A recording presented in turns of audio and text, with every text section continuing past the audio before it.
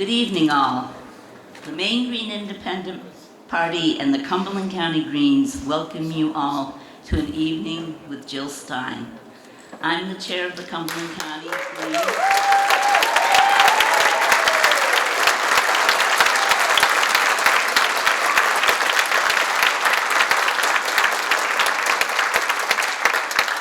I'm the chair of the Cumberland County Greens, and it is my pleasure to introduce you to one of the co-chairs of the Maine Green Independent Party and the deputy manager of the Stein Wear campaign, who's also going to be our MC for this evening, Kelly Merrill.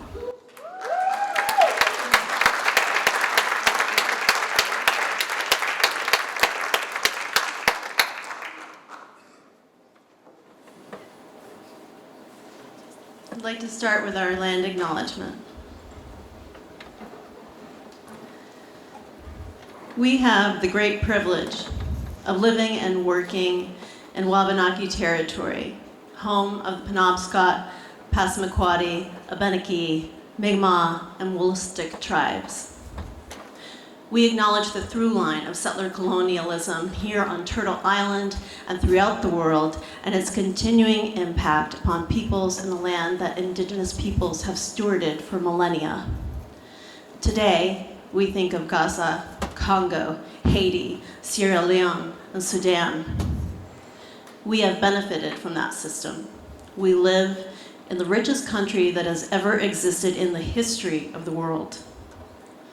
This is a system that has embraced land theft, the privatization of natural resources, and environmental desecration.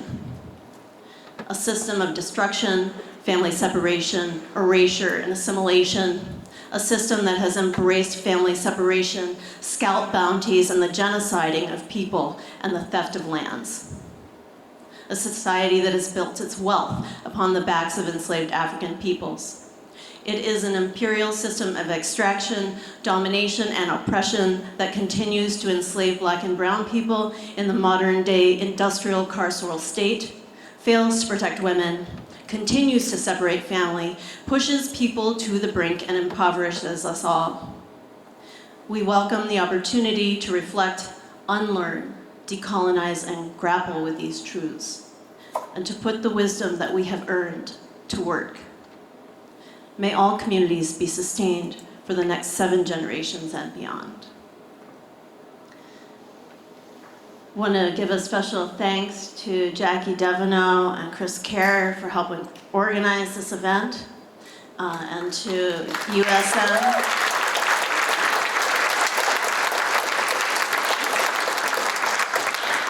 And to USM for providing the venue.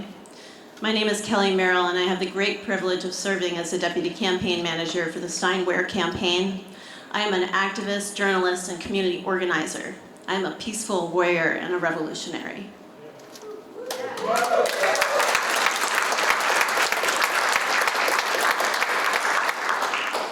Today, October 7th, marks 1 year of war, genocide, and resistance. 1 year since Israeli occupation forces began decimating Gaza and slaughtering civilians as we watch on our phones in horror and in real time. Official counts will never account for the masses who have been buried alive. It doesn't count the unrecognizable remains doled out to family members in bloody plastic bags. It doesn't account for over 200,000 people who don't even have the dignity of being counted among the martyred. And this is an endemic problem, whether we are talking about Gaza, Sudan, Congo, Haiti, Sierra Leone, Lebanon today, or the countless in the past who have suffered the virus of colonization of which genocide is a hallmark. Which people, which country, which targets are the next in the society that is rising up? What is meant by this phrase, as Gaza goes, we all go? When we talk about collective liberation, we do so with the understanding that the empire, whether represented by its iterations of political parties, by the US or Israel or other colonizing nations, are imperial forces that have built their wealth on the brutal, belligerent, and ongoing destruction, exploitation, and extraction of people and resources all over the planet. We are the voice of dissent. We call out those practices that are hastening our demise. We call out the fascist, authoritarian state and the oligarchs, the censorship, violence, and shutting down of free speech and protest. We face converging existential crises in every dimension of our lives. The American people and the world cannot tolerate this trajectory any longer. We are the voice of opposition to these brutal forces, to genocide, to stop cop cities, which train state forces to utilize military equipment in urban civilian settings against we, the people. We are the uprising. The political parties of empire won't talk about what they're going to do about the Mountain Valley Pipeline or the devastation of the border wall, LNG plants, or SpaceX desecrating and destroying indigenous lands. They will not talk about political prisoners and the plight of the Uhuru 3. They will never defend against the likes of Wolfden Mining or the CMP corridor here in Maine. But we are the response to these gross injustices. The Green Party and this presidential campaign are the vehicle for your vision of a just and equitable future. And in Maine, the most politically independent state in the US, we do not subscribe to the politics of fear. We have ranked choice voting, which means voting your values instead of your fears.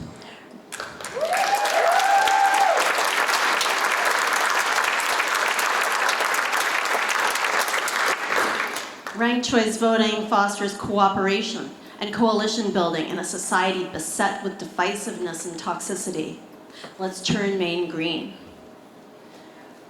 Tonight, we will hear from a panel of local community leaders doing revolutionary work, people who are vocal and visible and rising up. Fateh Asmam, Gabriel LaSalle, Faisal Khan, Kwame Che Shakur, and Dr. Jill Stein.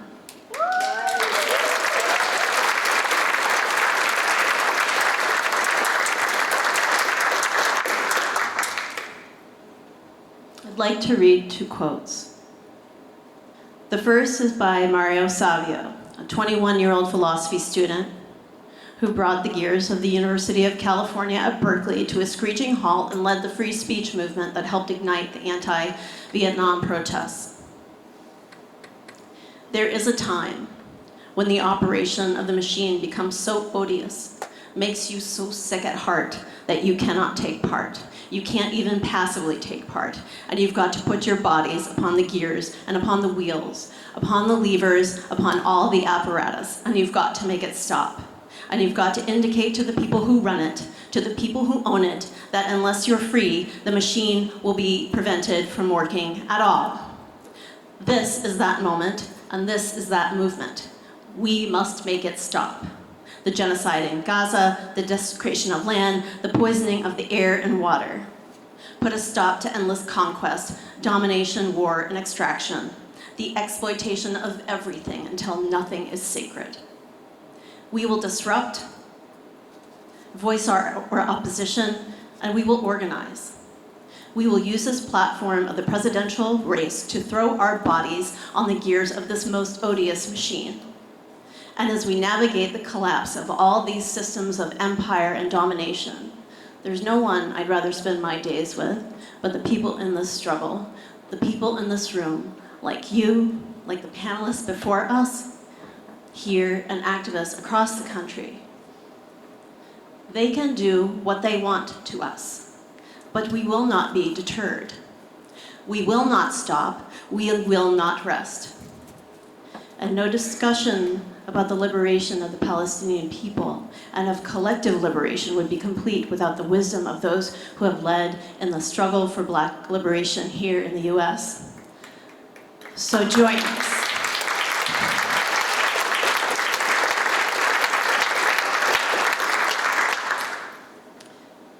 Repeat after me in the words of the great Fred Hampton. I am a revolutionary. I am a revolutionary. I am a revolutionary. We live for the people because we love the people. All power to the people. All power to the people.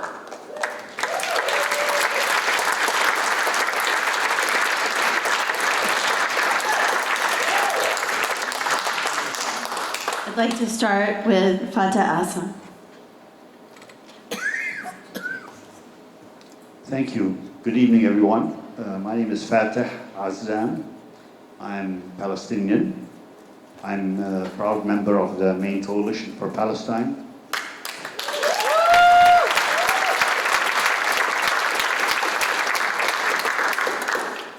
I think we are, as Kerry was saying, we're living a very dangerous moment right now, globally. And it's a moment where the entire, there are 3 countries right now that are totally threatening the entire world order, if you will, no matter what we think of the world order. And that's Israel, the US, and Russia. Those are 3 countries that have basically decided that what they want in terms of their power, in terms of their empire, in terms of their resource management, if you will, that they're going to have their will done no matter the stakes, no matter the lives. And behind that, there is a deep racism that gnaws at every decision that they make. People's lives are not equal in their eyes. People's lives don't matter equally in their eyes. What we are seeing right now did not start in Gaza, did not start on October 7th. If what is totally missing from American politics, totally missing, is any sense of history, any sense of lessons learned from the past. The invasion of Lebanon that's going on right now is the 4th invasion of Lebanon, if people even remember that or know that, unless you've read your history. The ethnic cleansing that is slowly happening now in the West Bank as well as in Gaza started in 1946. Did not start recently. The massacres that we're seeing right now, both in Gaza and in Lebanon and in the West Bank, are just the latest in a series of massacres that started even before the massacre of Deir Yassin in 1948. We can talk to Qibya, we can talk about Tantura, we can talk about village after village that have been erased back in 1947 and 48 and on. The prisons, we've recently been reading about Stein prison. There have been a good 10% of the Palestinian population imprisoned at one point or another in Israeli jails. A vast majority, not a vast majority, but a significant number of them without charge or trial under what's called administrative detention. When I worked for Al-Haq, Palestinian human rights organization, for many years, we documented thousands upon thousands of administrative detention orders issued to people, which allows the imprisonment for 6 months, renewable for a number of years, without any charge being given, without any court process whatsoever, without due process. We're talking about house demolitions, we're talking about torture in prison, we're talking about illegal settlements, we're talking about apartheid system of roads, of zoning, of on and on and on and on. This has been going on for the last 75 years. And the reason Israel is able to get away with what it's doing now is because it's never been held accountable. Ever. Primarily because its supplier, the US, has not only given it all the weapons it needs, but also shielded it diplomatically from any system of accountability. So the end result is that the system, the global system, is falling apart. International law is falling apart.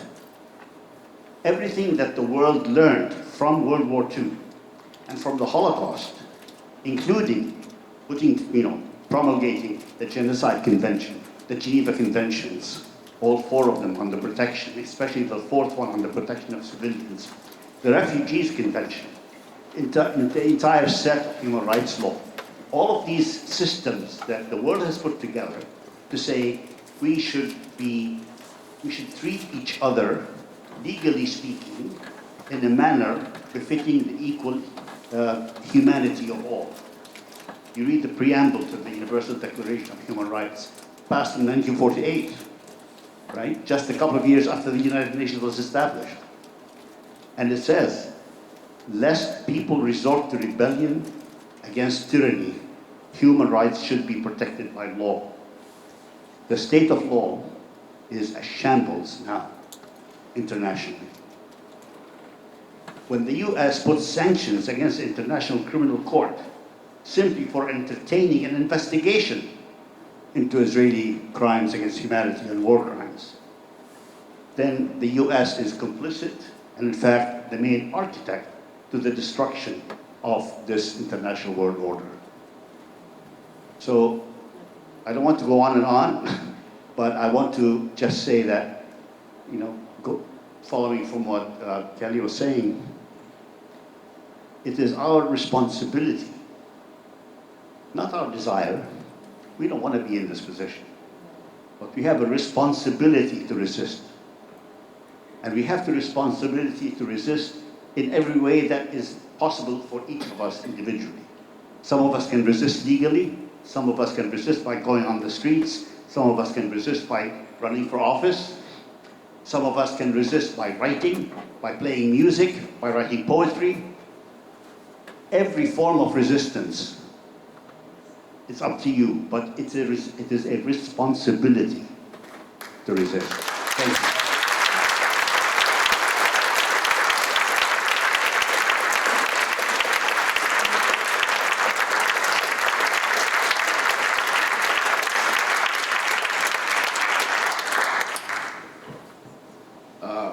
My name is Kwame Che Shakur. I'm one of the senior advisors for Jill Stein's campaign. I'm also the chairman of the Black Liberation Party, which comes out the legacy of the Black Panther Party.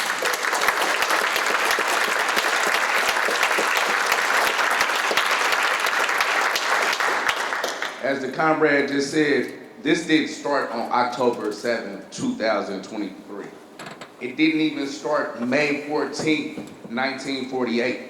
It didn't even start November the 2nd, 1917. If we go back to 1897 with Theodore Herzl, this individual was a Zionist that was trying to attach itself to imperialism. This is you know how they always try to attach Zionism to Judaism. We need to start reclaiming our history. Herzl was an atheist. He didn't even believe in Judaism. I'm an atheist. I feel offended that someone like him would take over and hijack a religion for political purposes to destroy a whole population. That's what it led to. It's not his beliefs that made him do this. I mean, his lack of belief in a God or something like that. That wasn't his motivation. It was a political motivation. So we need to call this for what it is. It's a political motivation, has nothing to do with Judaism.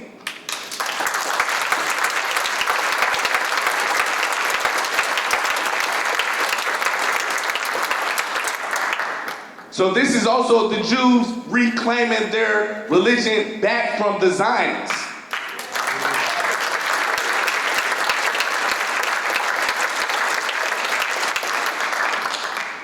A part of the Black Liberation movement, we have always identified with the Palestinian Liberation Movement. Some of our elders, like Kwame Ture, spoke very, very explicitly about Zionism and how the Black Liberation Movement must support the Palestinian Liberation Movement. Malcolm X, a lot of y'all familiar with Malcolm X. He also spoke very directly to our population and let it be known that we must stand with the Palestinian Liberation Movement, Huey P. Newton, the Black Panther Party, many of our elders, James Baldwin. This is not new to us. This is why I sit on this stage today, because through their voices, through my ancestors, I recognize I'm colonized myself. And we're the Palestinians over here in the United States. And I often say this because we hear this chant often out here when we take to the streets, by the millions, by the billions, we are all Palestinians.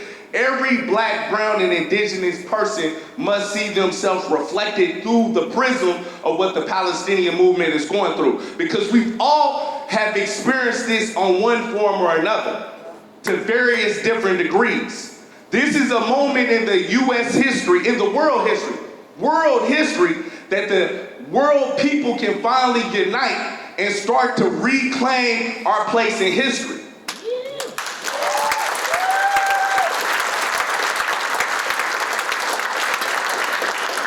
One thing the Black Panther Party often told us, and they were demonized just like the Palestinians, they were called terrorists, just like we was called terrorists, being a part of the Black Liberation Movement. All of our leaders has always been terrorists.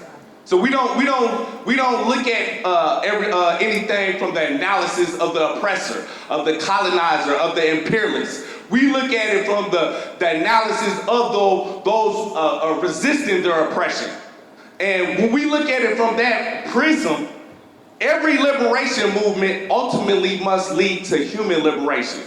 So when we, as the people around the world, stand up and stand in solidarity with the Palestinian liberation movement, we're standing up for ourselves.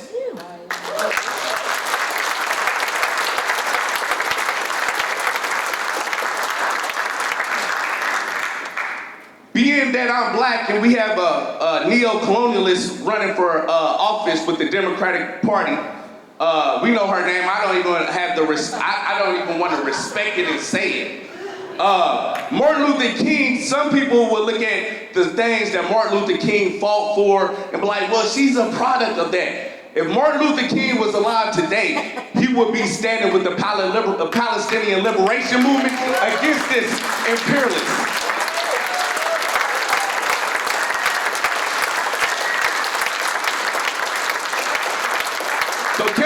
So this individual does not represent the civil rights movement to none of us. Anyone that knows the history of the Black Liberation Movement, civil rights movement, understands she is not the manifestation of that, nor was Barack Obama. They did a lot of imperialist destruction around the world that also, I think he extended the 10-year arms with the Israelis. They always supported Zionism. Always. Black, brown, and indigenous people, we can't see him and her as someone we look up to as if this is making us get ahead in life, that we're actually progressing in U.S. society. This is actually a part of oppressing other people which look just like us. How can we even feel good about ourselves standing against the Palestinian population right now, sending more arms over there to kill people that look just like us? They've been through the same type of oppression of colonialism that we endured. None of us should feel proud of this. So, last thing I want to say is that we marking the 1-year anniversary. This is the resistance. We could be in World War III, we could be in the Civil War. If the people don't stand up, go to the polls and vote Jill Stein in.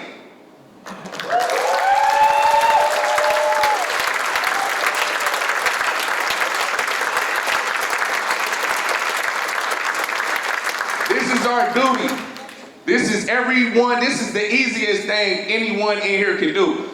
Get out here, register to vote, get in your population, whatever demographic you come from. Get out in your community, encourage your community, get out there, boots on the ground, go to the polls, vote this woman into office. This is the reason why we sit up here today. I stand in solidarity with her because I know the other option is going to be bringing Gaza to the world. Let's think about this. What's happening in Gaza will be spread throughout the whole world. If we want to stop it, we have to stop it now.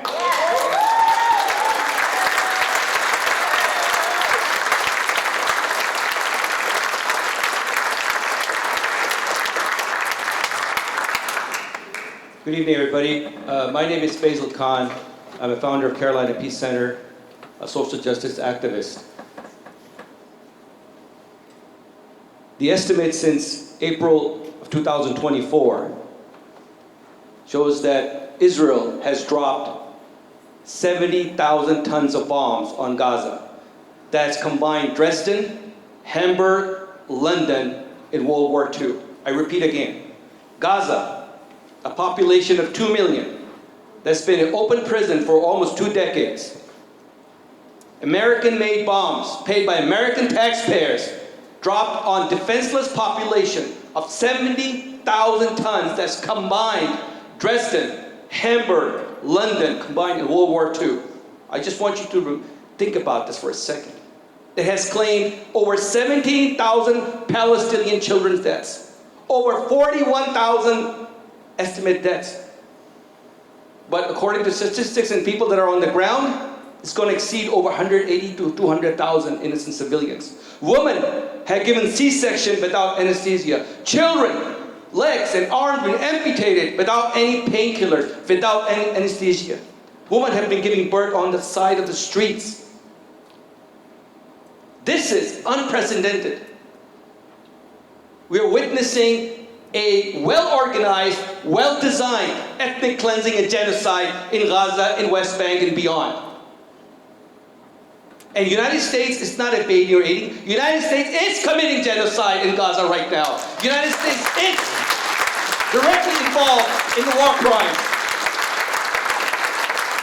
I left Democratic Party 10 months ago. I ran 3 campaigns. A lot of people were encouraging me to run for the office. And this was a red line for me. Actually, red line was long before that, as a matter of fact. I was just hoping that people will start thinking critically, but they didn't. I have friends that have lost family members. I have friends that have lost their parents and children and uncles. I have friends that have no idea where their family members are, buried somewhere under the rubble. We're seeing mass-scale killings now, indiscriminate shooting of civilians. And Joe Biden, who I've met, and Kamala Harris both, are war criminals. It looks like it smells like it, and it's like it. They are war criminals. If this was 1950, after World War II, I guarantee you Joe Biden and Kamala Harris and Tony Blinken would be arrested and tried in international tribunals for war crimes. They are war criminals.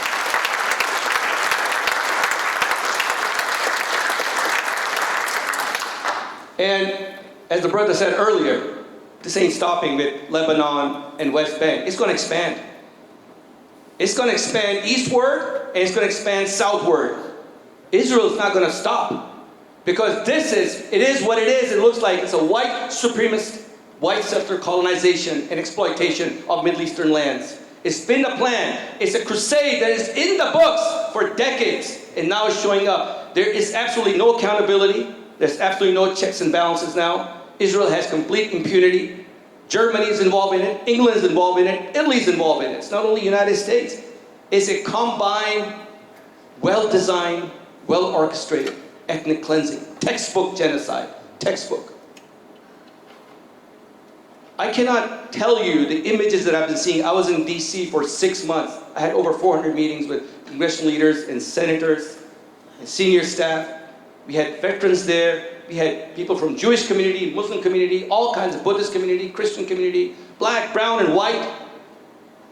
I can tell you, those people on the Hill, they do not represent democracy. They do not represent American people. They do not represent American interests. They only represent Defense Department agenda. Since the bombing started in Gaza last year, the United States has spent unprecedented $17.9 billion. These cluster bombs are 2,000-pound bombs. They're dropping on innocent population, on churches, on mosques, on schools, on hospitals. And Biden smiles at the mic. The media jokes around. Kamala Harris just kind of walks around in this savvy thing. It's not a fun thing anymore. And American people need to understand about their children and grandchildren's future. You're not going to have a future. Because the United States is going to find itself in isolation. economic, diplomatic, and every level you look at it. Our economy will collapse. We already have spent we're already under $35 trillion debt. We're printing dollars left and right. Yet, there are people living on streets, defecating on the streets. People can't afford to rent homes. Our minimum wage, our federal minimum wage is $7.50 when it should be around $24 an hour. People don't have access to health care. In North Carolina, you saw the hurricane. I lived there. I have friends there that cannot get a hold of them. And yet, we don't have enough equipment to send and rescue those people. Yet, we have billions to send to Israel to slaughter innocent civilians, Palestinians, Muslims, and Arabs.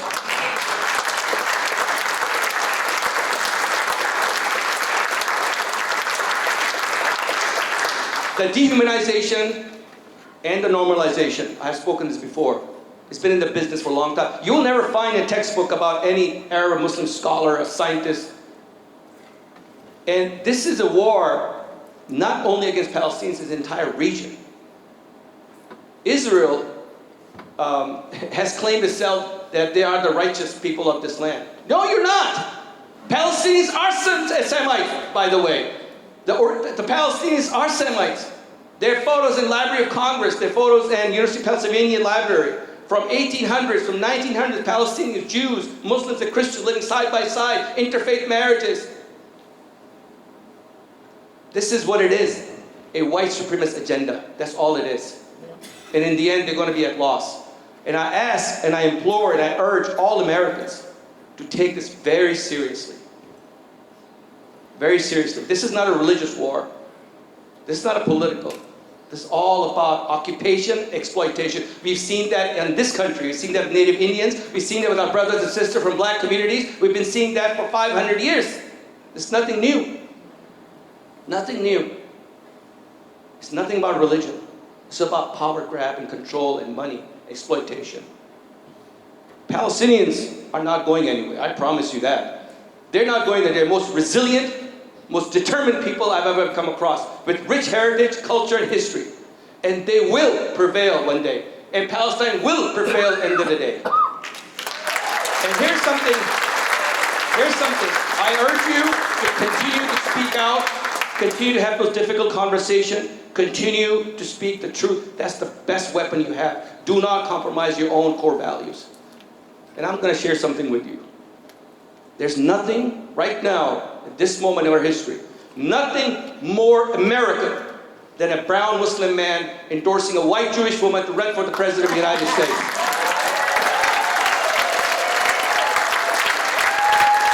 Thank you.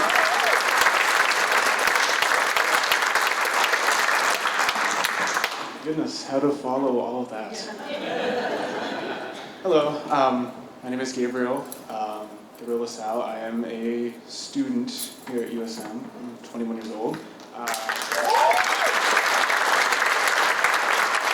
lot to be able to sit up here with such incredible leaders who, I mean, just incredible. There's no other word for it. I'm here with the Maine Students for Palestine group, who today, far more talented organizers than I were able to put together a letter of demands to the humane system, demanding divestment from Israel.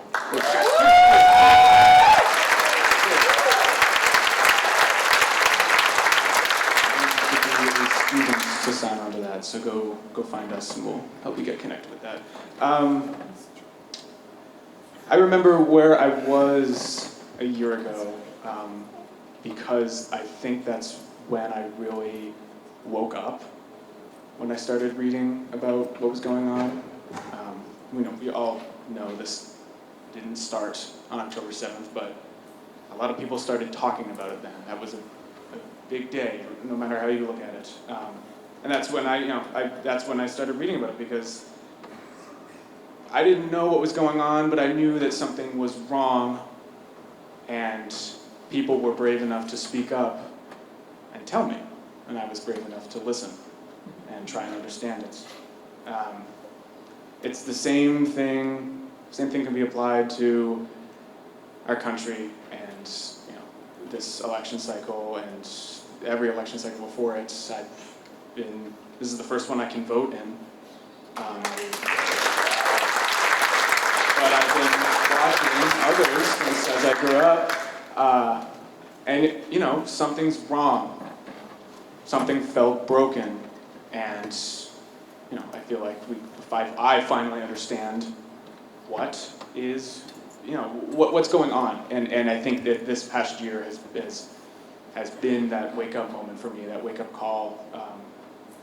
You know, what is happening in Palestine and Lebanon and Congo, across the world. It's still things I still feel like I don't fully understand, but it's horrific. It makes me sick. I've broken down in tears some nights, like the things that we've all seen. It's just to see it is heart wrenching, and I can't even imagine, you know, being there and being someone experiencing that. And so that's been a reckoning for me as well, you know, this understanding this position that I'm in and this privilege that I have to live where I live and enjoy the life that I have, and understand that that's not the same for, you know, most people in the world. You know, where, you know, understanding my place in it, and that cruelty that's occurring across the world in so many places because of the empire, the U.S. empire. It's unspeakable, but we have to speak about it.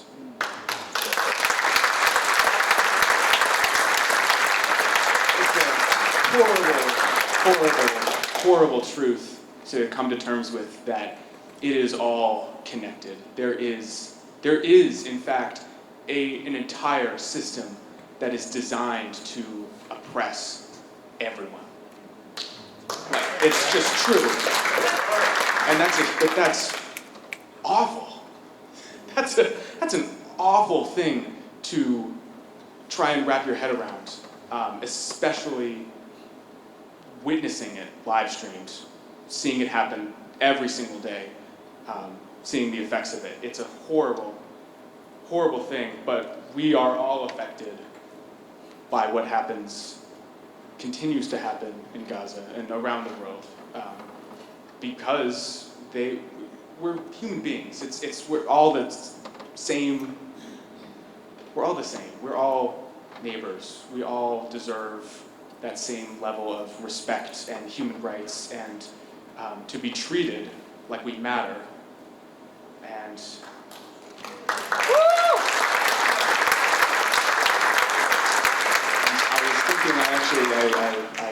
I was writing about this for a class just last week. Back in January, right here in Portland, there was a sweep of encampments for people experiencing homelessness. The city decided they would rather just destroy people's personal belongings and the tents that they were living in a park, instead of offering resources to them to help them achieve a better life. Easier to just destroy it, and shame on that. And I got to be there with these people who showed up, and they linked arms and they stood in front of these law enforcement vehicles and said no, and put themselves on the line. People got arrested just to help their neighbors. And again, that was another moment for me. That was a big deal. People helping people that they don't know. And I think that can apply, that obviously applies to a global conflict like this. We are all affected by it. We all have the duty to stand up and speak about it. And put ourselves on the line. The students in the spring across the entire country and their campus-wide encampments, those who were arrested, those who were expelled, those who were brutalized by police. None of those students, most of those students have probably never met someone who is in Gaza right now, but they did it because it was right and because they're neighbors. They're us. They're humans. We are all humans. And going back to homelessness too, it's this interconnected problem, everything. The money that is being sent to Israel to murder children every single day, that could solve, one of those payments that was sent just last week could solve homelessness in the entire country like that. $5 billion. It can't possibly be that hard, but you know, the choice is actively being made by our current administration to murder children instead of helping those at home. I'm not voting for that. I don't see how anyone could.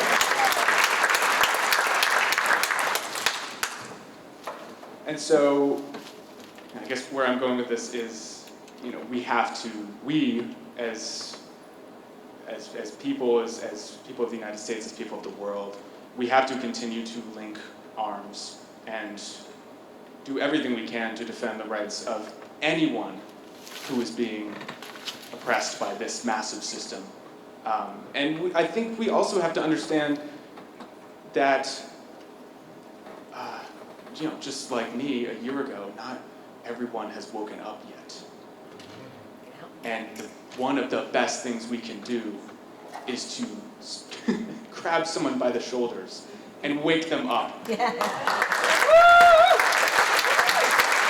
can't count right now how many people are in this room, but you know, it's simple math. If every single person here tonight goes home and wakes someone up, to, you know, rally them to the cause, help them understand what is going on, and support them through that reckoning of that horrible, horrible truth, then the movement just doubled in size.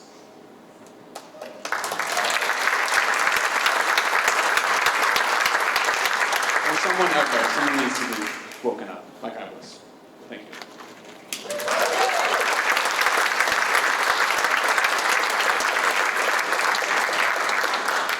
Thank you. Try this. Hearing me? Okay, great. Yeah, so wonderful, wonderful words from all of our speakers. I feel like I could listen to each and every one of you all night long. And I feel so honored and almost like ridiculous. What am I doing here? You know, what do I have to add to that? You know, I feel like we're hearing it, you know, from in the street, from the cutting edge, from where that wake up, that transformation is happening. And first, I just want to give a big thank you to every one of our speakers for the incredible, amazing work that they are doing.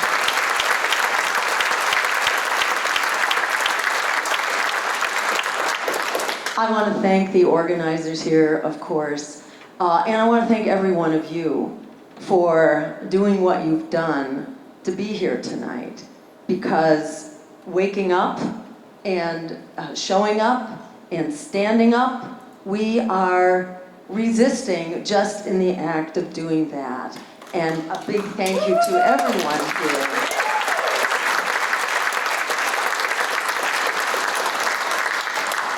We are resisting not only genocide, we are resisting empire, we are resisting oligarchy, we are resisting extraction and climate collapse and rising fascism. We are doing all of that at once, all together.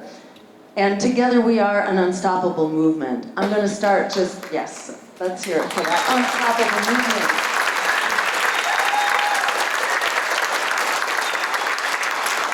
This is why it was so hard to put out publicity about tonight, because the empire is doubling down. The empire is striking back.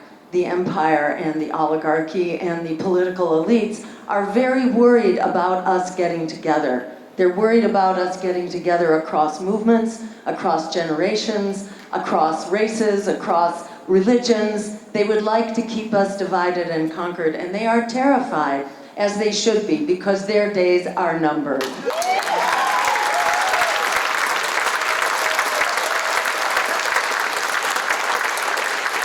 Their days are numbered because cities like Portland, Maine here, adopted a divestment program a couple months ago. Their days are numbered because the state of Maine adopted ranked choice voting and public financing several years ago.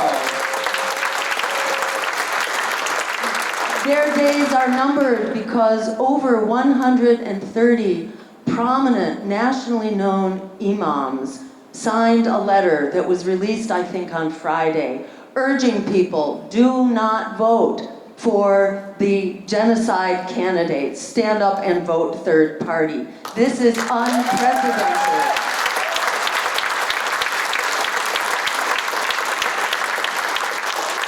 And their days are numbered because abandoned Harris, formerly abandoned Biden, which has been so inspirational, so courageous, so amazing from the very start.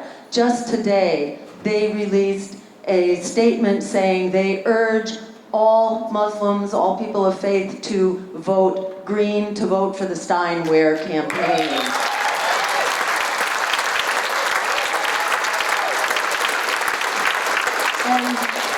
And as many of the speakers have said tonight, this is not a religious conflict. This is about a political ideology, the ideology of Zionism, which undertook basically a campaign of ethnic cleansing that began long before the Declaration of Independence by the State of Israel, which is when the massacres basically began. And as tragic as the loss of life was on October 7th, that was in response to an endless series of massacres that have been continuous, really nonstop, since well before the founding of the State of Israel. And when the National Archives, the historic archives of the State of Israel were finally opened up for public viewing, it completely changed the understanding of the founding of the State of Israel and the role that was played by Zionism. It was not, as people like me, as a Jew growing up in the 1950s, just after the Holocaust, we were told that that Israel was a land without a people and there was a people without a land. No, it was not that at all. In fact, that ethnic cleansing was written into the game plan from the very start. This isn't something that developed, this was part of the game plan. So October 7th was part of the consequence of decades, of generations of ethnic cleansing, occupation, home demolitions, apartheid, illegal housing settlements, the destruction of land and food. This was, after 2 decades of occupation, after just misery, suffering, and daily murder was being imposed on the Palestinian people. This is what happens. This is what is expected. You cannot crush the resistance. You have to stop the oppression which is driving it in the first place.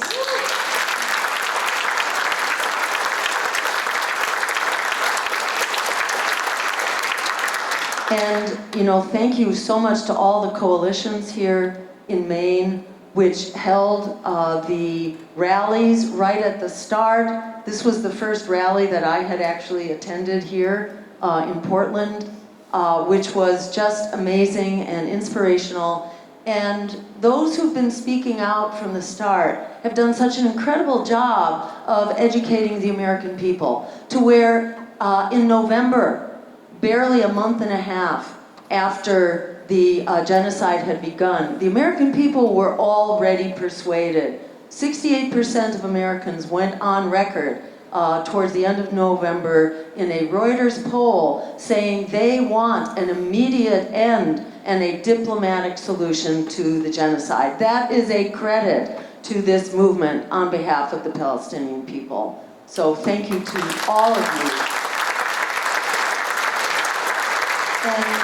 And it wasn't much later, certainly it was several months ago, that the American people also went on record saying that a vast majority of us, over 60% of Americans, are now calling for that weapons embargo, basically for a boycott on weapons transfer, weapons sales, etc., and military support to Israel. And this is what we need to do, and we need to do it right now. A shout out, by the way, to France, which 2 days ago endorsed also a military boycott to Israel. A shout out to the students who have stood up with incredible courage, with encampments, with rallies, with protests, and who refuse even now to be silenced. And kudos to the movement here in Maine for doing the great job that you are doing, for refusing to be silenced. And we're seeing that even now, after all these new oppressive measures have been adopted by colleges and universities over the course of the summer, which basically violate the rights of free speech and the rights of protest and the right to call for redress of grievances. All of these rights are being suppressed now. And yet still, students are still standing up. And I would mention, for example, at MIT, just a couple weeks ago, the students succeeded in getting the cancellation of a major contract with weapons providers, with weapons contractors for Israel at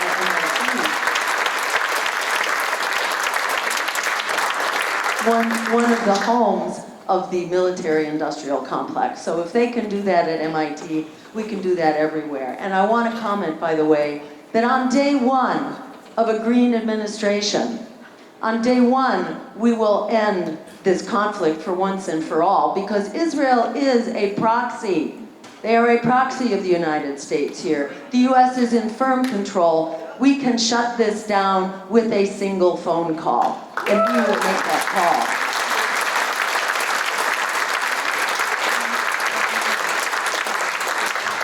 Ronald Reagan, who we know was not the greatest peace advocate in the world, he was horrified by far less of a massacre taking place in Lebanon.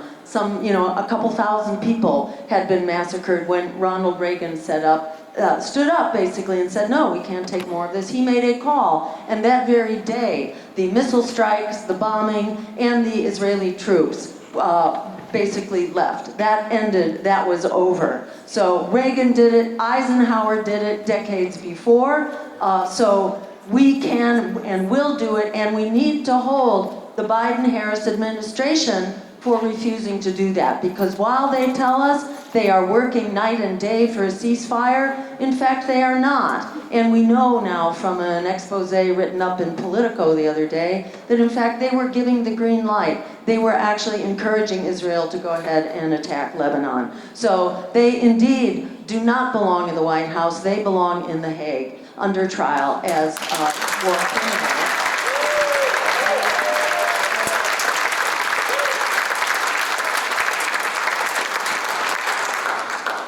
And this is the beginning. Let me say a few other things about day one first, just to know how much power we have. And that's what they're terrified of, actually. The economic and political elites, who made it very hard to get word out about this gathering. But we will prevail, and we will find ways around these social media, censorship. Our campaign, in fact, or me personally, I am shadow banned on social media. I'm classified along with WikiLeaks, which I consider a great honor.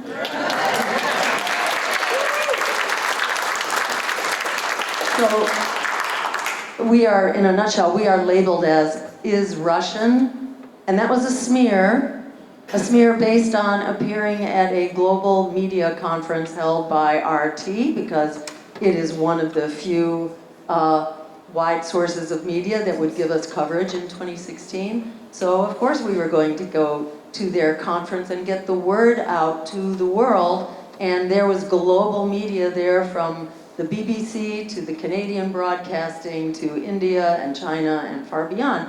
It was a real chance to show that not everyone in the US is a warmonger, and not all politics in the US is warmongering. We went there basically to promote our three major issues, which meant, number one, a peace offensive in the Middle East. And I actually said in my public remarks there, criticizing Putin for bombing Syria and following in the footsteps of the US. To think that bombing a country is going to lead to peace.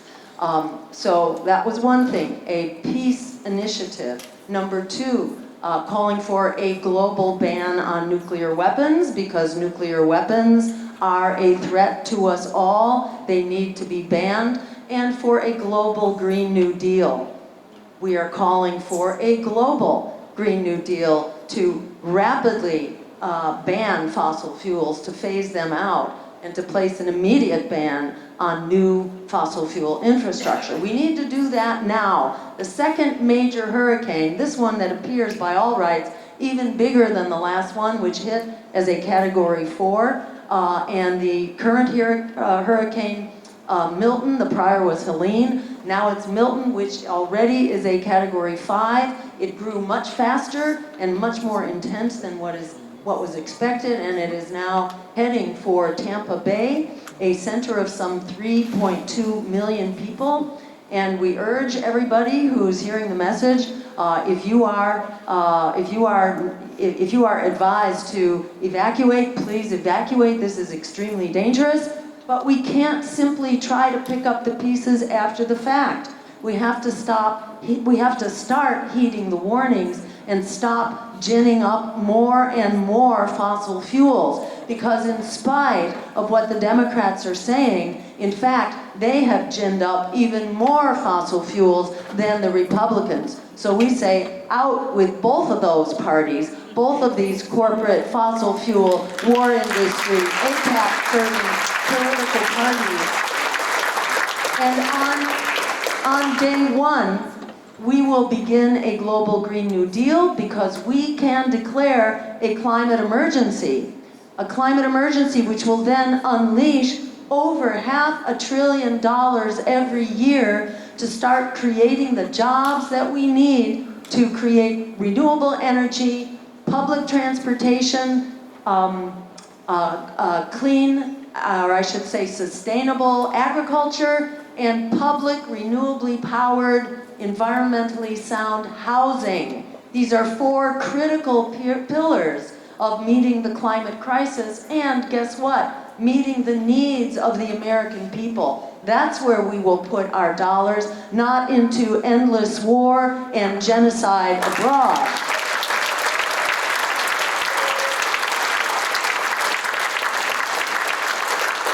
Also, I should mention, and I'm going to keep my remarks short because I could go on a long time about what we can do. So a couple other quick mentions. On day one, we will also instruct the Department of Justice to take APAC to court for violating FARA, the Foreign Agent Registration Code. And I want to add, it's not only APAC, there are also nonprofits who are accepting funding from the Knesset, from the Israeli parliament, who are conducting these campaigns that miraculously suddenly make anti-BDS legislation appear in 24, 27 states, whatever it is now, across the country. This is not happening by itself. This is not happening because the American people want it to happen. This is happening because it is being funded by Zionism external to this country. So this is a flagrant violation of FARA. And the jail sentence for that actually the Uhuru 3, who were put on trial for violating FARA, you know what for? For educating people, for conducting a public education campaign, essentially for reparations.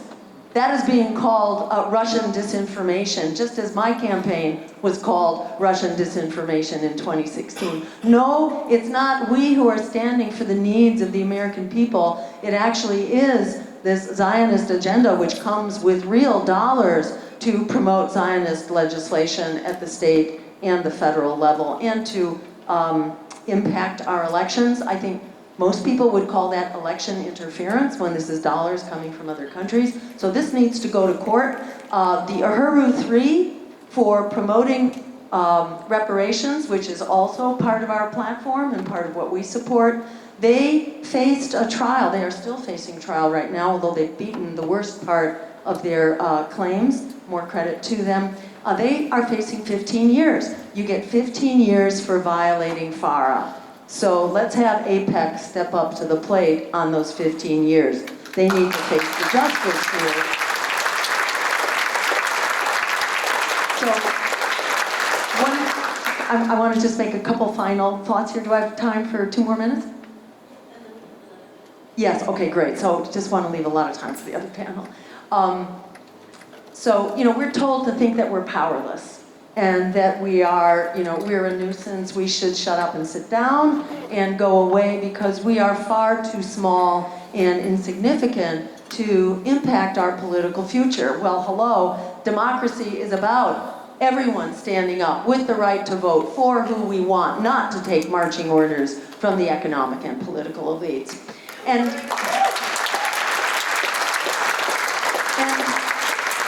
anyone who tells you that you owe your vote to Kamala Harris, isn't she better than Donald Trump? The reality is that we earn our votes. Kamala Harris has to earn your vote. She hasn't earned your vote. So don't give your vote to her or to Donald Trump. These are both genociders. Do not be talked into supporting genocide. If you vote for genocide, you are endorsing genocide, you are affirming genocide, and you are enabling it. So vote against it and stop genocide.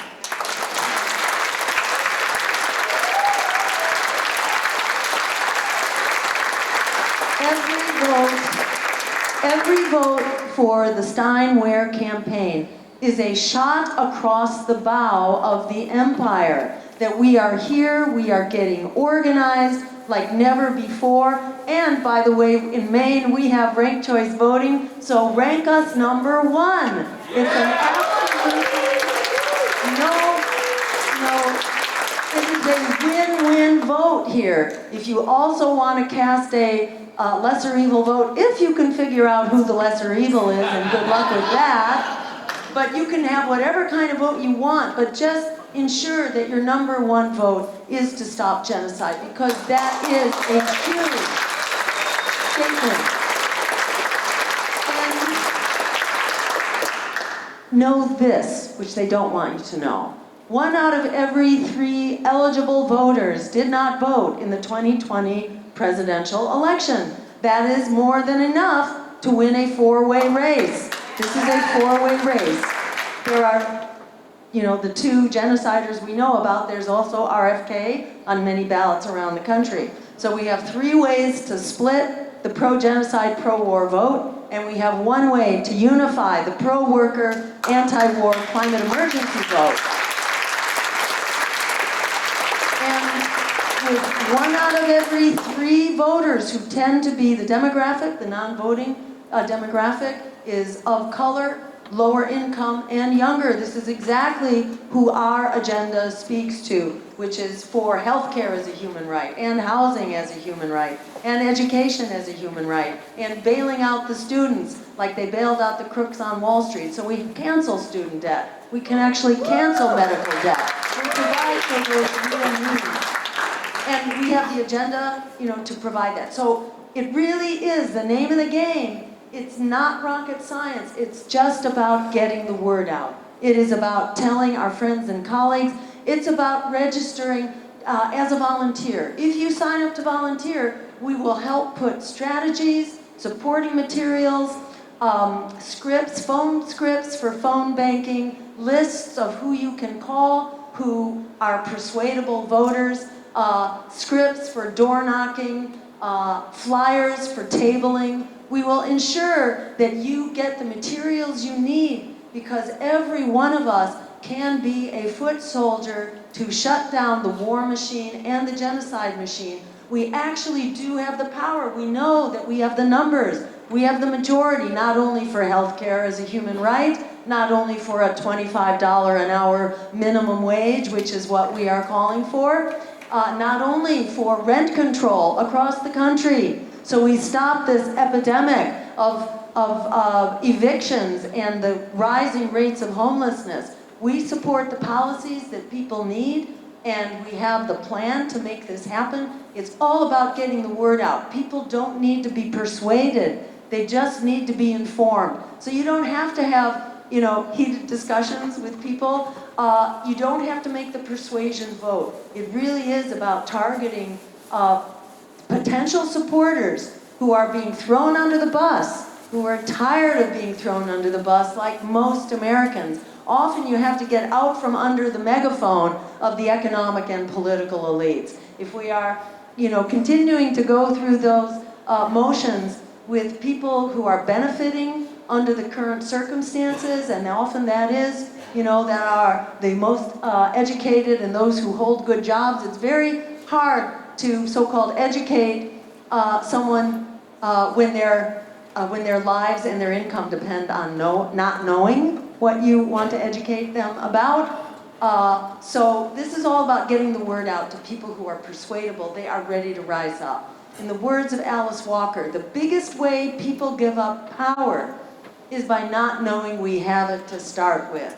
We've got that power. We have that responsibility and that opportunity.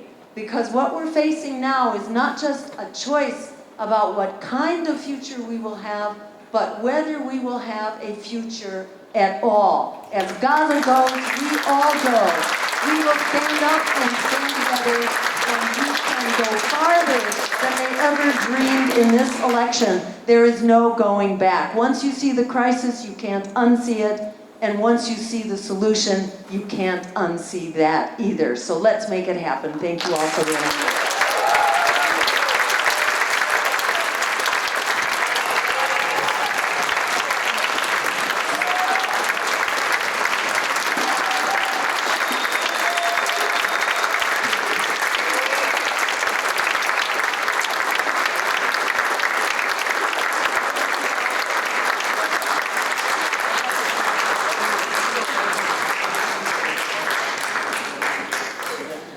So just to give you an idea of what's going on now, we're going to bring a couple community leaders up onto the stage who haven't spoken to discuss how the war in Gaza is affecting things here at home. So if Chris could come up here while we're moving some chairs around, I would love to... What? Chris? You want to come in? And then after that, we have the honor of having Dawn Neptune Adams in the room. And she is going to bless this ceremony. All right, thanks everyone. I'll be quick up here. My name is Chris. I am the treasurer for the Jill Stein Butch Ware campaign. As part of my duties, I make sure that we make ends meet financially. And on grassroots campaigns, sometimes that means you're holding things together with duct tape and bubble gum. But it's that way because we have candidates of integrity, candidates who refuse to take corporate money from super PACs or secret money groups. We have a people-powered campaign. And we actually have a really fun thing here tonight. We've never done this before. This is really exciting. Our director of content created this special poster commemorating tonight's event. You can see a part of it up here. It's really a great poster. And we have 30 signed copies of the poster signed by Jill.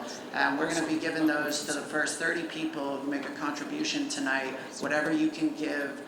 We know, some people give $20, some people give the max of $3,300. People give what they can, and the first 30 people will get a copy of this to take home with them tonight. We've got some donation envelopes out at the table. I'll be out there, so you can come find me. And thank you all so much for being here tonight.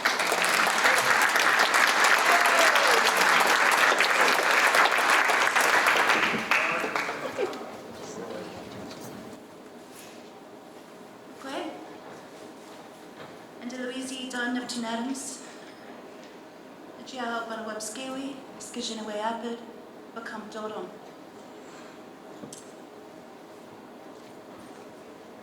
I brought my drum tonight, and I want to sing a song for you. It's a song I believe that originated out west. It's called the Long Walk song. And it is specifically about Indigenous people who have been dispossessed of their Indigenous homelands. 'Cause was sung many times during the Maine Wabanaki Child Welfare Truth and Reconciliation Commission. It was sung on the longest walks, both in 1978, 2008, and after. And I would like to dedicate it to the indigenous people around the world who have been dispossessed of their homelands, genocided, oppressed. I think it's appropriate for this one-year anniversary. And I appreciate all of you, each and every one of you, for being here.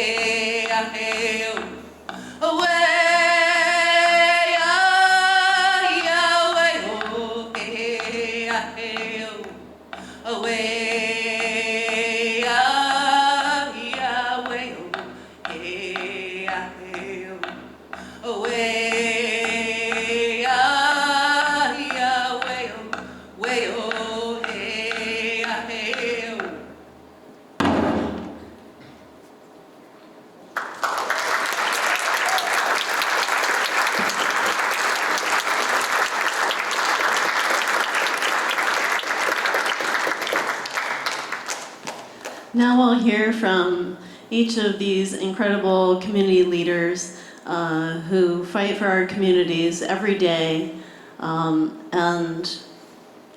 what the war in Gaza has to do with the wars that are waged on everyday people here at home. Thank you so much.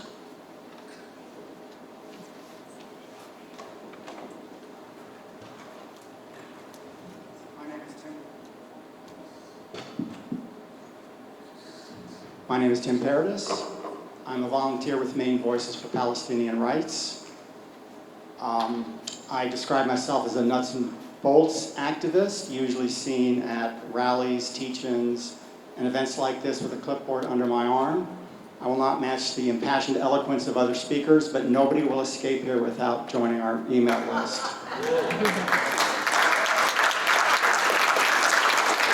If this movement is to be sustainable, we need to build those linkages We need to work together because this is a moment both of great suffering and of opportunity. The eyes of the American people are being opened up. Maine Voice for Palestinian Rights was formed 20 years ago with the purpose to raise awareness of the Palestinian cause in Maine and to work at the political level, attempting to change U.S. policy on Israel and Palestine. I joined 10 years ago, so I can only speak to that period. Until the last few years, it was a very heavy lift. Many of the seeds that were planted were on fairly stony ground. The manufactured consent about Israel and Palestine is very deep-rooted in this society. On the other side is an Israel lobby, that's called the strongest lobby in the United States, if my figures are not incorrect, deploying $100 million in assets, shaping Congress's absolute loyalty and fealty to Israel. And I believe it's 27,000 full-time people working for the American Israel Public Affairs Committee, for ADL, and other Zionist-promoting entities. A few years ago, we did begin to see some change on the street as we handed out leaflets and held teach-ins and other events. I think at a certain point, people's lion eyes can overcome the propaganda which we've all been subjected to. October 7 and specifically October 13, when Israel's full-fledged, no-holds-barred genocide began, represents an incredible escalation of urgency and of opportunity in American policy towards Israel. Because as I say, people's eyes have begun to be opened. Shortly after October 13, the Maine Coalition for Palestine came together. Other panelists and other members in this audience are members of Maine Coalition for Palestine. It now unites 20 signed-on organizations, including Jewish Voice for Peace, Maine Students for Palestine, and many other groups, and hundreds of individuals in working for the cause of Palestinian liberation. Speaking of nuts and bolts, if you have an interest in becoming involved in the coalition, at one of the tables outside the door here, we have a flyer. There's a QR code you can hover over to get linked into a introductory presentation with some of our organizers to learn more about us and us to learn more about you. No hard sell, we just like to begin the communications process. We meet regularly every Sunday. There's an organizing group that meets, and there's a non-stop set of things happening around the state. Let me just mention a couple things. Across the state of Maine, there are 12 weekly standouts in communities like Camden and Farmington and Blue Hill and Portland. Every Sunday or Saturday, there are people standing out with signs and leaflets and flags speaking to the Maine public about Palestinian liberation. There have been some extraordinary successes, things that I would not have believed would be possible a few years ago, as one of a few people handing out leaflets on the street. It was already mentioned that Portland passed a divest from Israel resolution.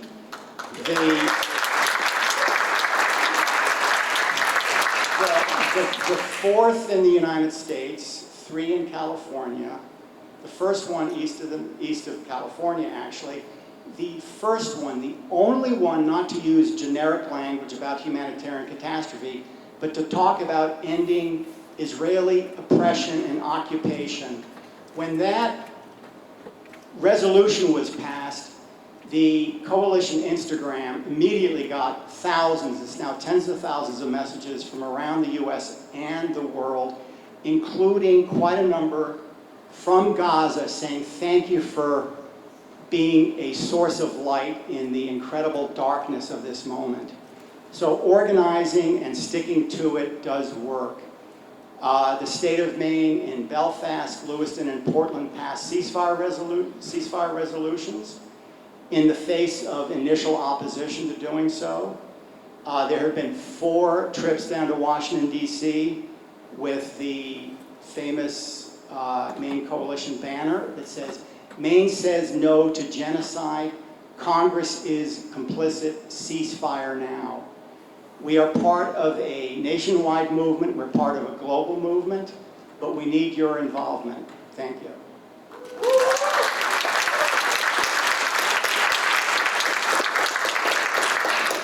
So good evening, everyone. My name is A. Cuba Jackson. I come here wearing many hats, some of them known, many of them unknown. I'll share some of the unknowns first. I am a business owner. I own 3T Builders and Renovators. That was not a shameless plug. I say that only to say that I am here active in a community, leading a community. Now for some of the knowns. Well, another unknown is I am a Jew for a free Palestine. And so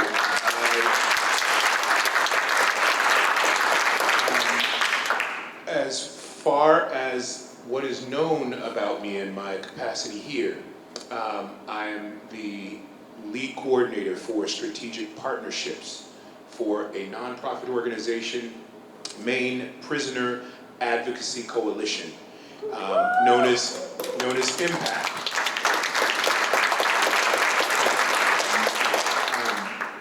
I, in my capacity as a nonprofit, can't weigh in on support or opposition of any political candidate, but I can say that I absolutely and unequivocally support the end of oppression of all peoples, particularly my brothers in Palestine, and I will unequivocally stand for what is right in this country.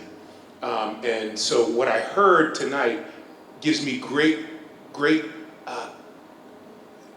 joy, knowing that there is a candidate that breaks away from our dichotomous thinking, this groupthink that we have as a nation, that we either are one or the other. We have a plurality of voices in this country that represent a plurality of ideas, and I stand for that. So for that, I'm grateful. Shout out to my brother Kwame as well, who I met tonight. I'm a big fan, and Minister Danielle. Daniel, forgive me, that's my Latino coming out, forgive me. I am, what the panelists spoke about tonight resonated with me in a way that I haven't been moved by a political candidacy. And so I'm just grateful to be in earshot of it. Again, I stand for the advocating for prisoners, those who don't have voice. I am the eyes for those individuals. Maine is unique among our 50 states. We share this with only one other state, our neighbor to the northwest-ish, Vermont, where our prisoners have a right to vote. Felons have a right to vote.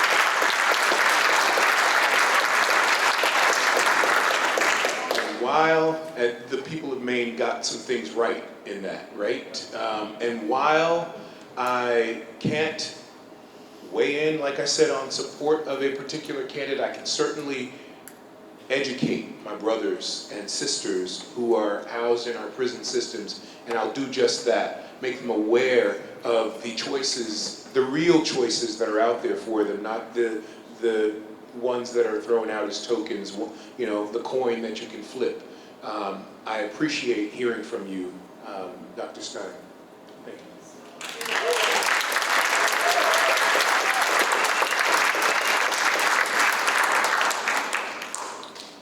Good evening, everyone. My name is Matt Gunn. I'm here tonight with the Maine Recovery Advocacy Project. I'm hearing a lot about war tonight and racial injustice. That's incredibly important. That's actually really refreshing to hear about it so in the open, whereas in so many workplaces it's sort of swept under the rug. I'd like to quickly call attention to another war, a war that's waged here at home on our streets. It hasn't received quite as much attention lately. That's the war on drugs. It's a war that America wages on its own people every day. It's a war that not only divests important resources, but it also promotes a culture of fear and racial injustice every single day. I myself have been impacted by the war on drugs. I know firsthand how dehumanizing and disempowering it can be. And that is part of why I joined the Maine Recovery Advocacy Project.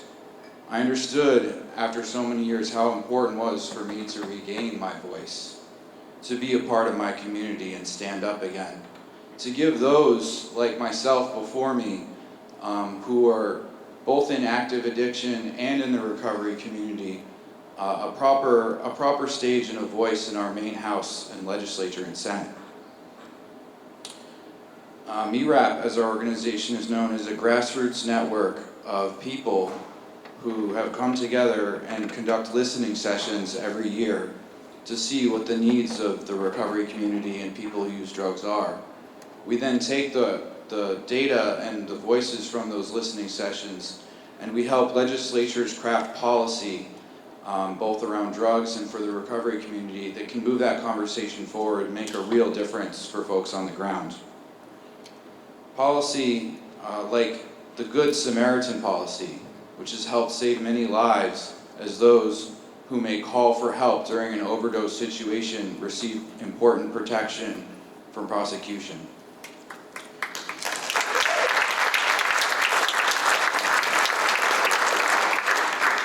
Policy like providing Narcan, optional Narcan training in high schools across the state to help those who are youngest and most vulnerable receive a new chance for life. And policy like overdose prevention centers to have communities have the choice to have these in their own neighborhoods, because there's nothing worse than somebody feeling isolated and using alone than a family who loses that person as well.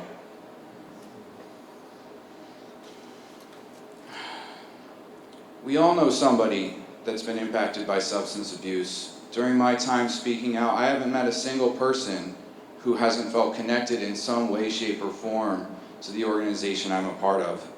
And I'm incredibly proud to be here tonight and give those people a voice. Thank you.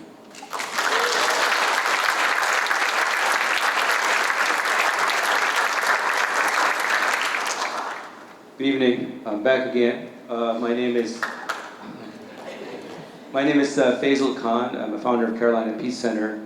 I just moved back to Maine in April for Washington, D.C. I grew up here some 3.5 decades ago. Some of you were not born. And was in D.C. specifically working on the situation in Gaza. And with many coalitions, we held many meetings. As I mentioned earlier, we held over 400 meetings with congressional leaders, senators, and senior staff. We had press conferences. We had veterans come and speak. We had people coming from different faith communities, non-faith communities. We had people from all backgrounds advocating literally daily basis except Saturday and Sunday. Before that, I have been commuting between North Carolina and Washington, D.C. That's where I was based. I worked a lot. We did a lot of issues on gun control, on immigrants and refugees as well, women's rights as well, and of course, genocide and occupation, foreign policy. It's interesting something, I was in Ireland last year, and I was talking to my good friend Richard Barrett. I don't know if you even know who Richard Barrett is. He's one of the parliamentarians in Irish Parliament. He's been very outspoken on Palestine.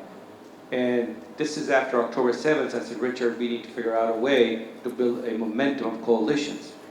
And he said, it's time that we build a global coalition. And this is what exactly has happened in 1 year. I remember my first big march in Washington, D.C. was in 2007. This was right after Bush, one worker leaving, another one entering in. And I remember that the crowd maybe would have been around 60, 80,000. And just going back in November, December, it was around 400,000 people marching in the street of Washington, D.C. So what has happened is that social media happened. The younger generation literally took over this. They said, we're going to expose this facade, this veneer of lies that American people have been fed for decades and decades. And I want to share something.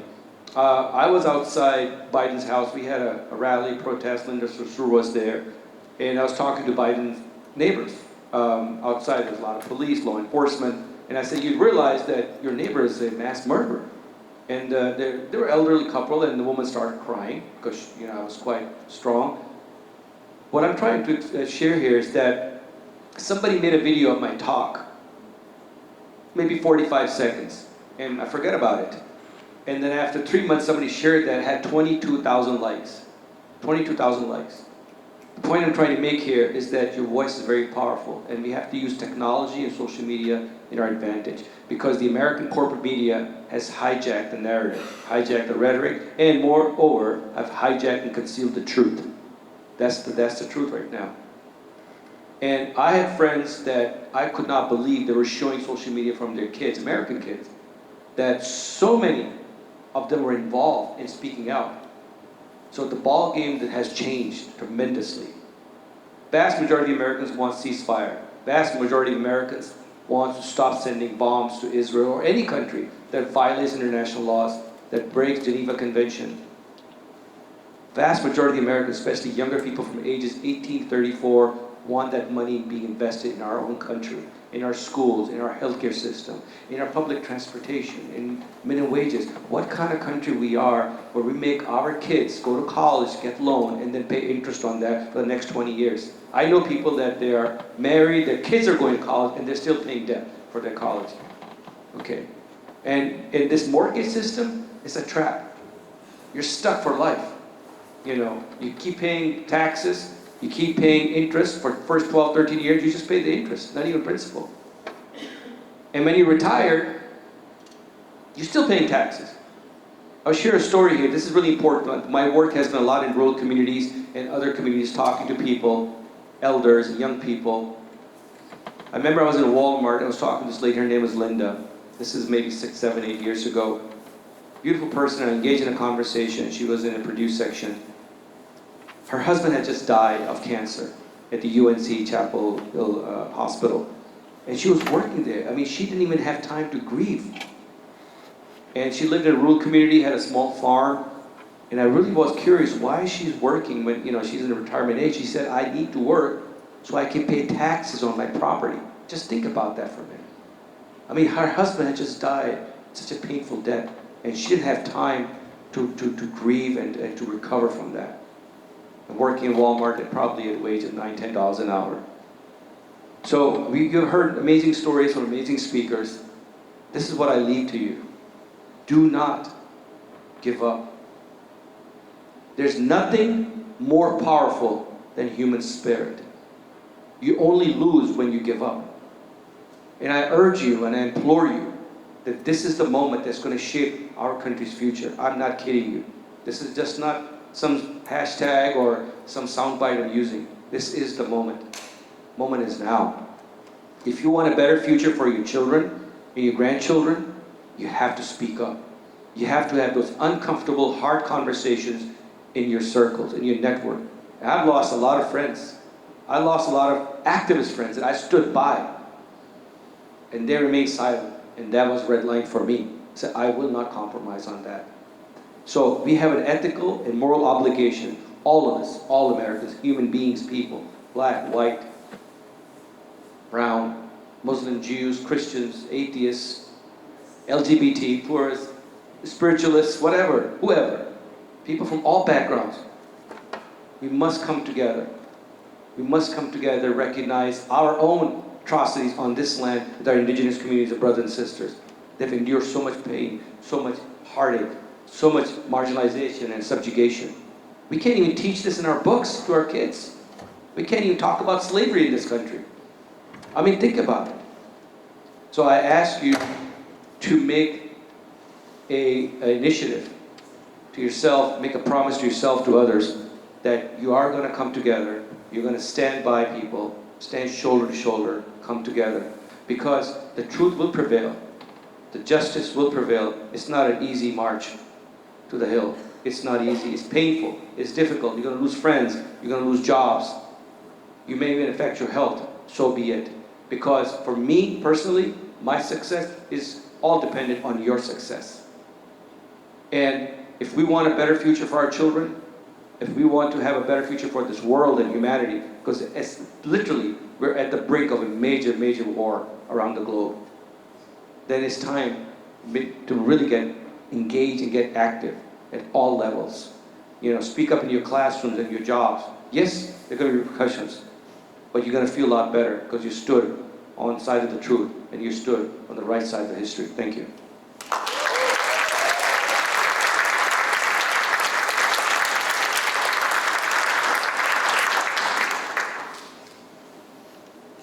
My name is Maria Sanchez, and I am here with two hats.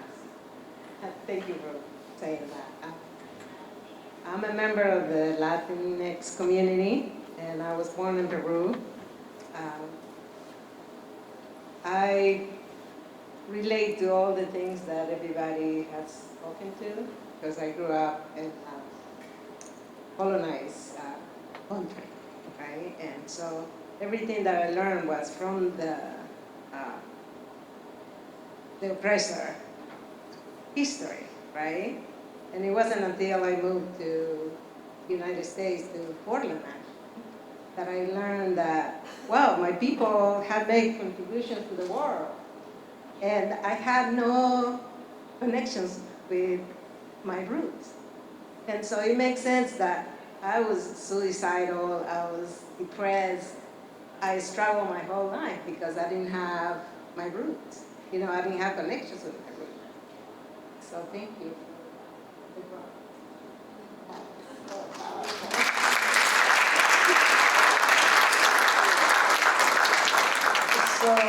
So I just want to talk a little bit about me, and then I'm here representing a nonprofit called Presente, Maine.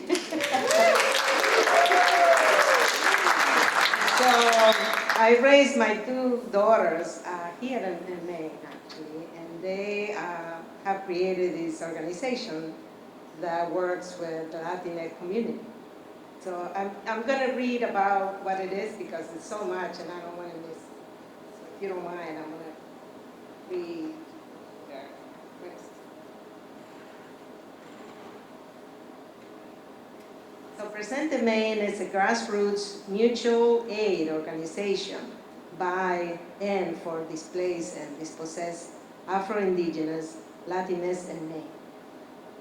With our community, we co-design and implement survival programs that proactively address our most urgent public health, climate, human rights struggles, while also working with systems of power to create a more equitable, joyful, and resilient future. And then,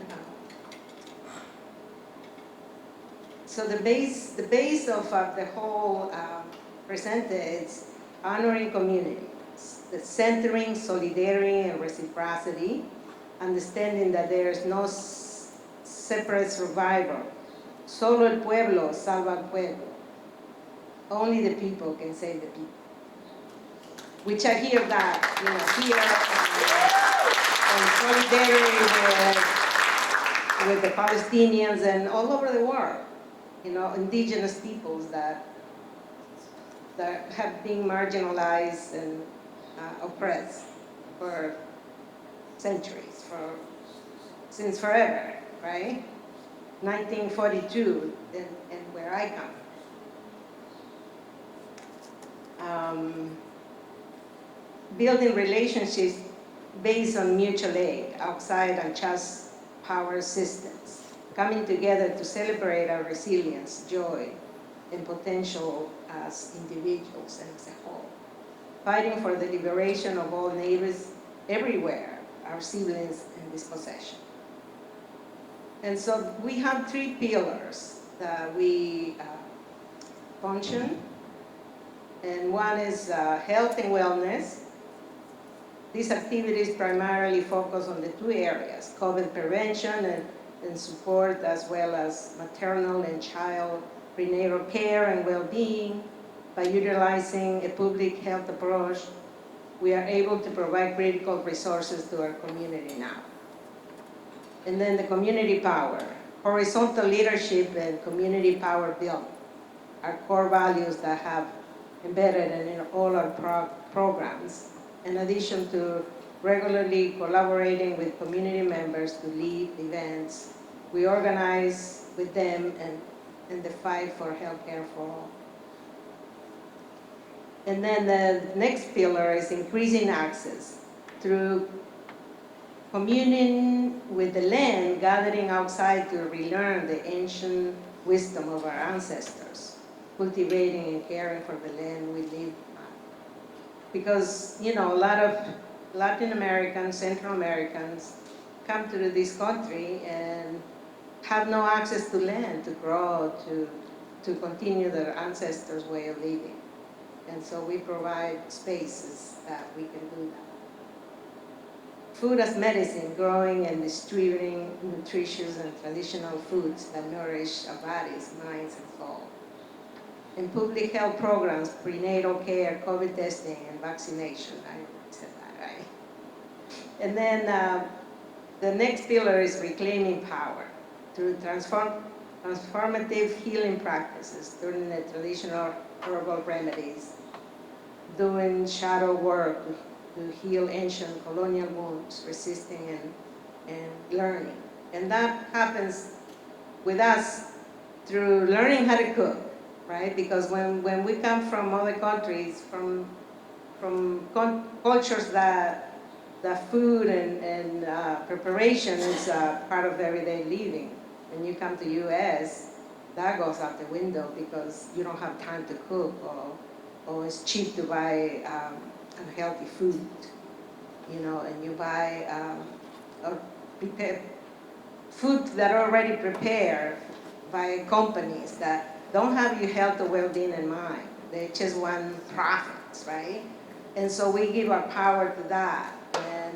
And the way we resist is by, let's cook together. Let's learn from our ancestors how they make it.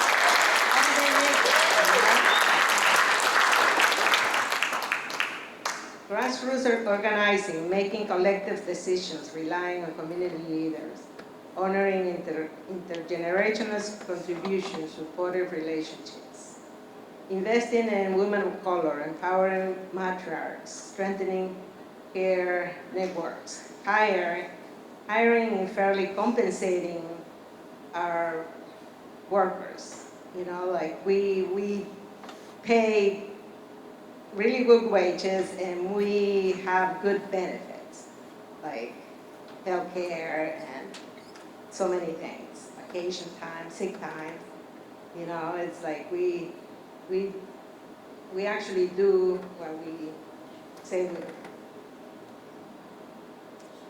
Thriving, not surviving, self-determination, safety, beauty, joy, peace, rest, art, fun, being fulfilled in transformation.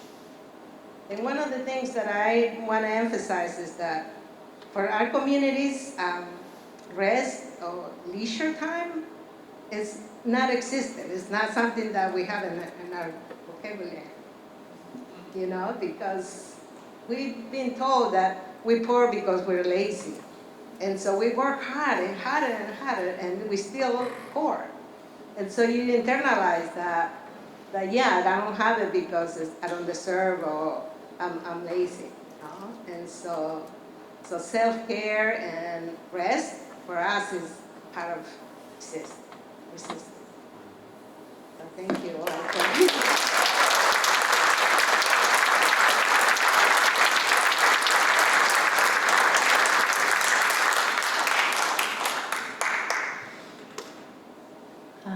That was really beautiful. I remember at the beginning of the pandemic, I was invited to Lewiston to make a film or take footage of the work that was done.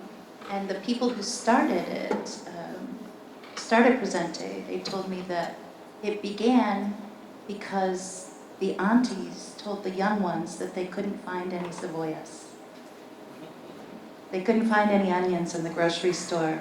There was no culturally appropriate food available for them to cook for their families. I appreciate you. My name is Dawn Neptune Adams. I am a filmmaker and journalist with Sunlight Media Collective. We make long and short form documentaries, usually about environmental issues and how that intersects with tribal sovereignty and the way we are treated by state government. And, you know, it's the same thing all around the world, all around the country, where the pollution always gets dumped on people of color. You know, Standing Rock was 7 years ago, and that started because an oil company wanted to put a pipeline under a river, and it was diverted from their original plan in a upper white middle class area to a half a mile from the water intake of the Lakota Sioux people at Standing Rock. The same thing happens, you know, everywhere. A lot of people don't know, and it's not because, you know, they're deficient in their research or because they don't care. It's because these things are covered up. There's a lot of money that is used to divert our attention to other things. So that's what we do. I also wear many hats. I'm the racial justice consultant with the Peace and Justice Center of Eastern Maine. That's located in Bangor.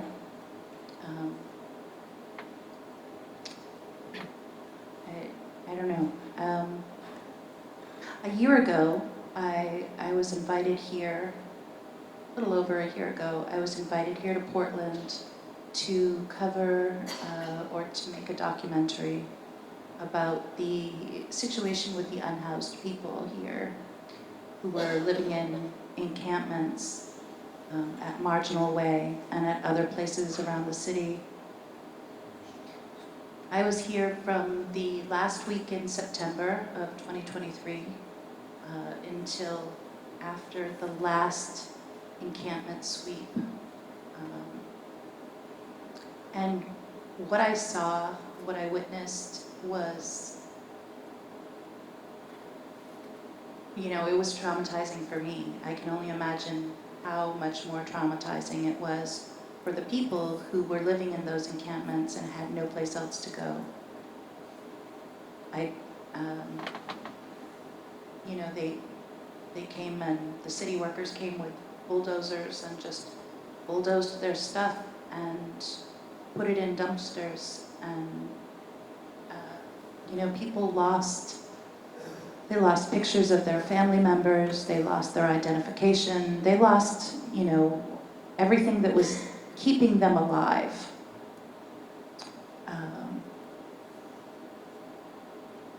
I still haven't made that documentary. I'm still sifting through footage and wondering where to even begin. I have hours and hours and hours of interviews, hours and hours of city council meetings. I've done a lot of research on, you know, how things happened behind the scenes. For instance, the encampment at Marginal Way was not on Portland city land. I say that in air quotes because it's all indigenous land, isn't it?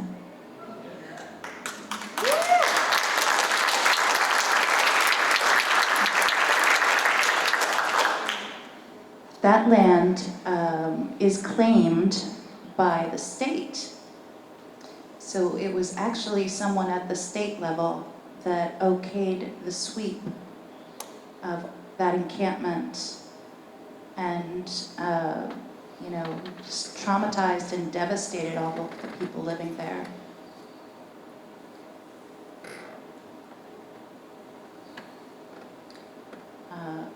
was there for the one on Commercial Street when the encampment was about to be swept.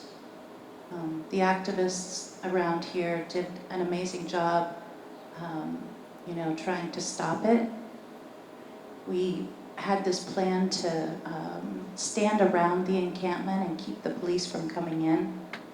We had a lot of badasses show up to stand in that line, and I am proud to say that my 15-year-old son also volunteered to get arrested. I have a lot of instances in which I was proud of my son as an activist, but that's got to be right up there at the top.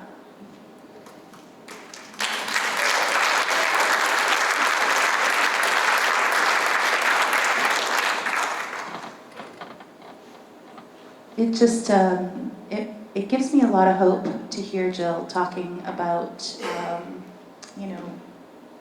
working to help people who are unhoused. I really appreciate that. It's not something that's being talked about in the mainstream, or so I hear. I'm not paying attention at all. Not at all. I haven't watched a single debate. I flip by them on the screens. I know for a fact that there is nothing that they're saying that is worth listening to.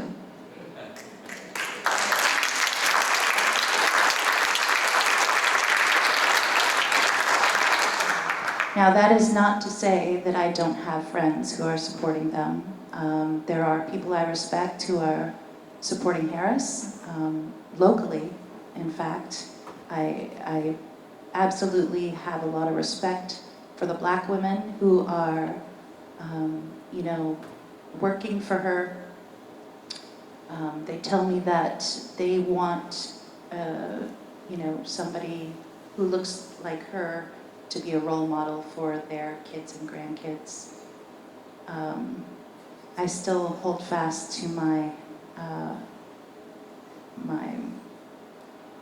absolute reluctance to support mainstream candidates, and I absolutely applaud Jill for having the bravery to stand up and fight for us all.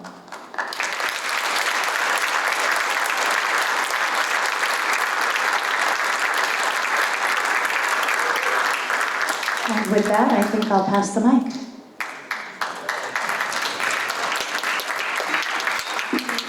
Another round of applause for our presenters here.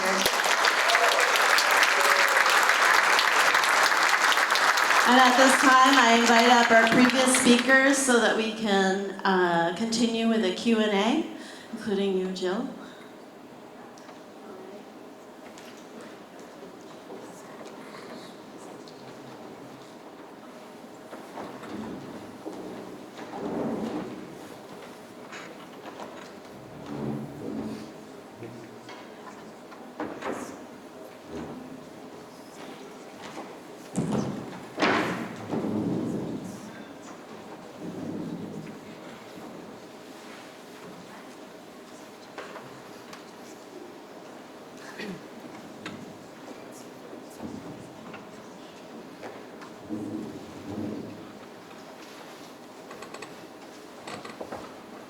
All right, and if you have some questions for Dr. Jill or any of the speakers we've had here tonight, please come up to the mic. Please limit your questions and make them questions, not comments. And who would like to start? And if you want to direct your question to a particular speaker. I think probably to Jill, because, or to you, Kelly. If you do not win, let's hope that you do, because I bought one of your posters and I figure it's going to be worth a lot one day because you're going to be the first woman president. But my question is, because I think Jill, when I met you earlier, you were talking about how do we get a third party to be considered a legitimate party, and that the Green Party has been working for a long time, and making real progress. And I wish I were more knowledgeable about that whole thing, but could you share with us how, what do we need to do to make that happen? Thank you. Thank you so much. Really great question. And so let me first say that it's all a victory. It's all a win. Getting to the White House is one way to win, but by getting stronger and by, declaring that we're here and fighting the fight for the right thing, all of that is the win. And, the economic and political elites want to define the win so that it's out of reach, so that we're always being discredited and dispirited and, told that we might as well just shut up and sit down. Yeah, that resistance is futile, so don't even bother. This is my third run here for president.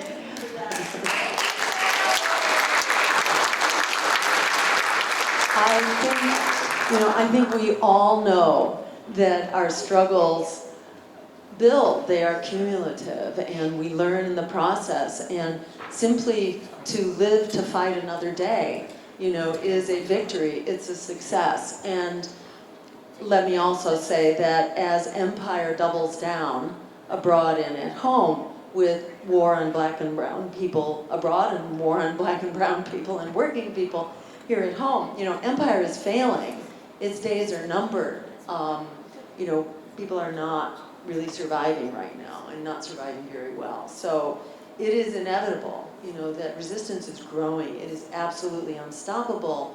And by giving voice to that and giving structure and organization to it, we all build capacity, and we join forces and we resist the divide and conquer. So, those are just kind of like general things here to just really thank everybody, for what we're doing. We are success. We are successful right now. And we build on that success. And by struggling, it is a win. And if we, for example, get to 5%, that is a huge step. If we get 5% of the, the popular vote, we then basically get, it'll probably be like $12 million, something like that, in the next race, the next presidential race. We get a lot of money to help us run. It will also help us maintain ballot status. Right now, if you're not part of the parties of war on Wall Street, if you're not the major parties, you have to first acquire ballot status. You basically have to gather 1 million signatures, which is very costly and time-consuming. We had a whole bunch to start with because we've been fighting for decades. And so we've been able to watchdog our ballot lines and maintain them from election to election. And coming into this race, we had about 17 or 18 of them, including in some really big states, where we maintain the ballot status. If we gave it up, like some people are telling us, why don't we just offer a deal to Kamala Harris that we'll bow out, if you will undertake a ceasefire, which would be a ridiculous deal because they can end that ceasefire anytime they want. But also, if we bow out, we lose our ballot status. If you don't use it, you lose it. And we can no longer afford, it's become so expensive to do this. You need like $5 million just to get ballot status in California alone. So, that's the point here. They devise a system that shuts out resistance and prevents us from competing because they're afraid. They're absolutely quaking in their boots of what we're talking about, of reparations, of land back, of respecting and treating with dignity migrants who are forced to flee to this country. Why? Because of policies. In this country, the most important thing we can do to fix the crisis of immigration is to stop causing it in the first place. So that's why they're afraid. That's why they don't want to meet us in the court of public opinion. They're absolutely terrified, which is as much as to say that we are winning. We are really winning. It's really just kind of the process of manifesting this win. And the reality is that there are enough people right now for us to win the election, but they don't know about it. So it really is all about getting the word out If we get to the 5%, it's much easier to get the word out and we start stronger. But even if we didn't get to that 5%, just for establishing connections and alliances right now that we never had before, working, for example, with the Arab American community, this is absolutely huge to have, a whole very well-organized set of communities and to strengthen our working relationship with Native Americans, with the tribes, with immigrant communities, with the post-incarceration community, which we are working with now in a very concerted way. It just feels like we are reaching critical mass right now, so that we're absolutely unstoppable. And, the key thing is to flick the switch in our own brains from powerless to powerful. We are powerful and we are unstoppable. In this race, whatever we get. We could actually win the race. The numbers are there, especially, with 1 out of every 3 not voting in 2020. If we can get the word out to the disenfranchised communities, to the incarcerated communities, to the post-incarceration communities, to the indigenous, to the immigrant communities and their relatives who are able to vote, to young people, to youth. We have the numbers, 44 million who are locked in unfixable student debt, because it's that way, it's designed that way. It really can't be repaid, not in the current economy that we have. So we really do have the strength and the wherewithal. The name of the game is not to change people's minds, it's to get organized so that we can get the word out and make this transition happen.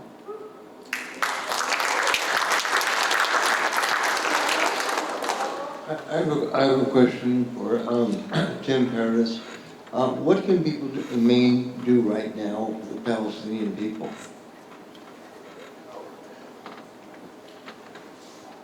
Thank you, John. I think I made the pitch previously.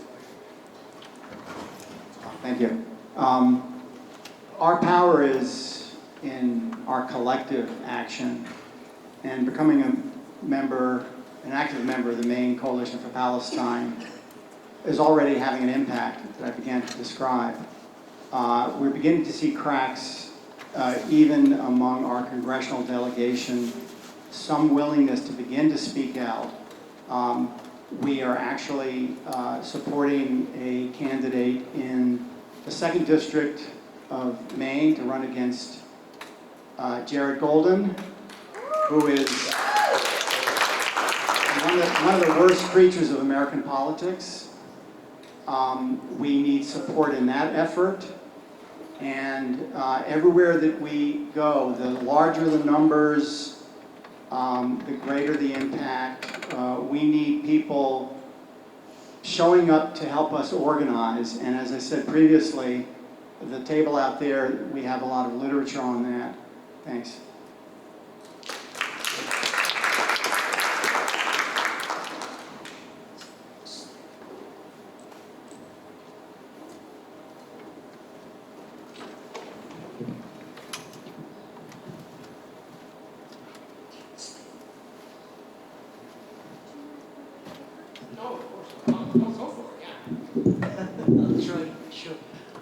I'll try to be short. Okay, no, that was a joke. Okay. Sorry. I did actually stumble, but I'm trying to recover. I'm sorry. My name is Jean Lafferty, and I time traveled from, let's say it started back in 1964, when we had a war going on in Vietnam, and very few of us were resisting or fighting against it. Very few of us knew about it. 1964, I just turned 21. It was my first time voting, and Lyndon Johnson had a plan to end that war, and we in our naivete and our innocence believed him. We did not ask what the plan was. We assumed he was going to stop the war. And he didn't. As soon as he got into office, he escalated. Well, we escalated. And we showed up 5 months after he became president on his lawn, 20,000 of us. And that was the beginning of stopping one war. We have a different situation now.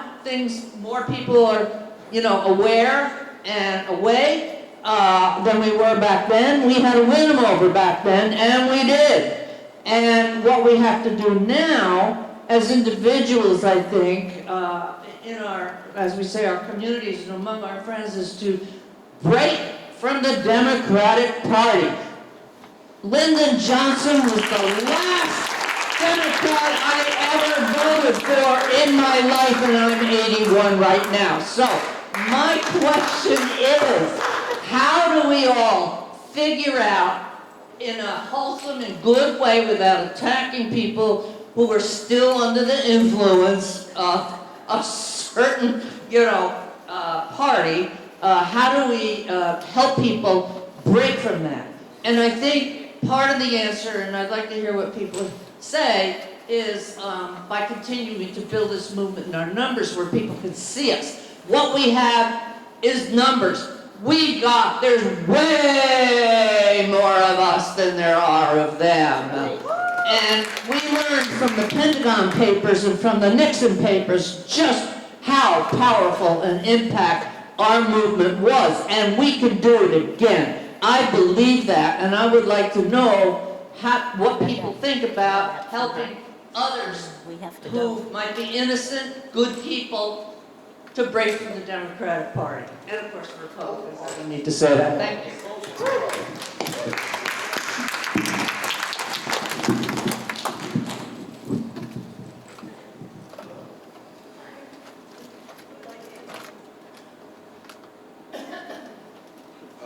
I think a lot of it is due to a lack of education. When I look at the school systems that I went to, I call them by their proper name, colonial schools. It really miseducated us about this system. I'm one of those post-incarcerated that Jill now works with. I did 18 years in prison. It was in those prison cells that I started to pick up books and started to educate myself. In the miseducation of the Negro, Carter G. Woodson once spoke, and I'm just paraphrasing. He said the education that we're given to us is often not as good as the education that we give ourselves. That's right. So with the social media that we have out there, that's been one of the ways. I think a couple of people have been talking about social media, YouTube. I didn't have YouTube in the 90s. There's so many different documentaries and different ways that we can educate ourselves. That's one. Two, it's just having these conversations with our own family. Like, it should start in the home, in our neighborhood, our friends. We should challenge everybody in our circle to understand that they have a responsibility to educate themselves of what the problem is right now. Why is all these people around the world standing up and standing for Palestine? Was we misled? Where did we go wrong? Because all these billions of people standing up can't be wrong. All of us can't be wrong. So to me, it's also challenging our own family, friends, and peer groups, and have them tough conversations. I'm not gonna say all the people in my own family I've had tough conversations with. I'm talking about immediate family. But if you don't look at the time in history we're standing in, we're actually in a point of crisis with our species. We might go extinct. Jill talks about the nuclear winter. Like, when Franz Fanon says each generation out of relative obscurity must discover its mission, fulfill it or betray it, our mission is to save our species right now. We could go extinct every last day. Every day we wake up, we gotta ask ourselves, man, is this the day that they're gonna go World War III? We got all these nuclear weapons. Like, we really need to have that poignant moment with everyone we can and make it very existentially direct. Where can we be next year if we don't start standing up right now? And we don't have these tough conversations that we force people to reanalyze their position. Why the Democratic Party, Republican Party are pro-genocide parties, pro-imperialist party, pro-settler colonial party, pro-police cover-up parties, pro-mass incarceration party. We need to have them conversations. But that's my answer.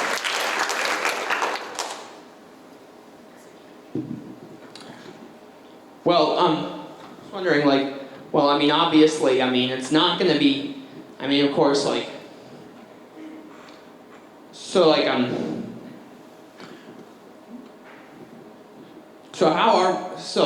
well, how do you, like, do these, like, get out the vote things, like, you know, like these tables you were saying, like, how can we volunteer for your campaign? How can we? Awesome. Thank you. Thank you so much. What a great question. Yeah. So, you know, just brass tacks. If you go to our website, jillstein2024.com, there is a volunteer page, and you can basically sign up, you can contribute, and you can sign up to volunteer. And when you sign up to volunteer, we will get back to you. You can also sign up for our newsletter, which basically lets you know what's happening and what's going on. But if you just sign up to volunteer, then we will get back to you and outline exactly what can be done. We'll give you people to work with. And we're also providing organizers in as many states as possible to help provide support. So you don't have to go out there alone. You can go out there with the group and do some tabling. And while you're tabling, you've got you have signs and you've got flyers, and you can just give them to people and have conversations. We'll also provide you with a script and phone numbers to call of so-called persuadable voters, so you can talk with them. It's very persuasive to people just to talk to other regular, everyday people about some of these critical issues. So it's not rocket science, and it's absolutely doable, and by just plugging in and then turning the crank, we can help boost our numbers, and I think the sky is the limit for how far we can go. Yes, make history, exactly. Thank you so much. Good evening, and thank you so much for coming here. And I want to thank everyone for volunteering in here to help us this to happen. I want to thank you so much. As a Jewish woman, you are my hero. You are my hero. You're standing up for a human being. I was like, how come the Jewish woman is supporting Palestine? I said to myself, because she is a human being and with a big heart. That's what you are. I have two questions. First, I've been here for 21 years. This is my home. And homelessness, it should be illegal. These people, they are human beings, like everybody else. They deserve to have a home. I do volunteer in a prison and as a young girls in Long Creek. Those people, they are human beings. They're young, 12 years old, 13 years old. They need to have education, not prison. We really need to work hard, and we have to get them education, not a prison. And the other thing, medication. I'm a doctor or pharmacist. I graduated 2003. I feel so sad for elder people not to be able to get her medication. They walk for half an hour with the cane. They could not get the medication. I have money aside for them to get the antibiotic. I paid for it. Why older people, they work all their life. They deserve to have the medication, in fact, for free, especially antibiotic. Prescription drugs for a diabetes patient. Why they have to pay $1,000? Why? This is where they live. This is American. Why do we call ourselves American? If we can save this money, instead of sending to Israel to kill innocent children, we should have the money for them. We should have that money for them. I'm gonna make it quick, but I have the 2 questions, but I don't know nobody in here, but please give me a chance, let me do this. I never get a chance to speak up. I was told not to speak up if I speak up for about Gaza. This is the time, my chance, let me do that, please. What happened was, I don't know if you guys remember Hirsch Goldberg, hold on. He's only 23 years old Jewish man. He got killed. His mother, Rachel, she was screaming. We have one thing in common. She only had one boy. I only have one girl. I was crying. I was following her up. Why this child is gonna get killed? Israel has the power, the means. On July 31st, 2024, Hamas leader went to Iran. Pinpoint, they knock his brain. If they have this kind of power, if Israel have this kind of power, why those hostages cannot be released? Why not? That is my question. Those innocent people, they should be released. They should be released. We have the power, we have the money. And as the second things I wanted to ask, we need to have that ceasefire. A mother gets shot, pregnant woman gets shot in front of her 5-year-old son. She was shaking. I was shaking watching it. I told my 13-year-old daughter, come watch this. She said, Mommy, it's too scary. I'm not gonna watch it. I said, you're gonna have to watch it. They are living in this kind of life. They are living. Please, I will participate, I will do anything. I want to volunteer to stop this genocide, this killing. And please, how do we stop? How do we stop this genocide? I know even I can't even say genocide, but it's okay, I'll say killing. Let's stop this killing. How do we stop that? Please guide us what to do here. Please, thank you.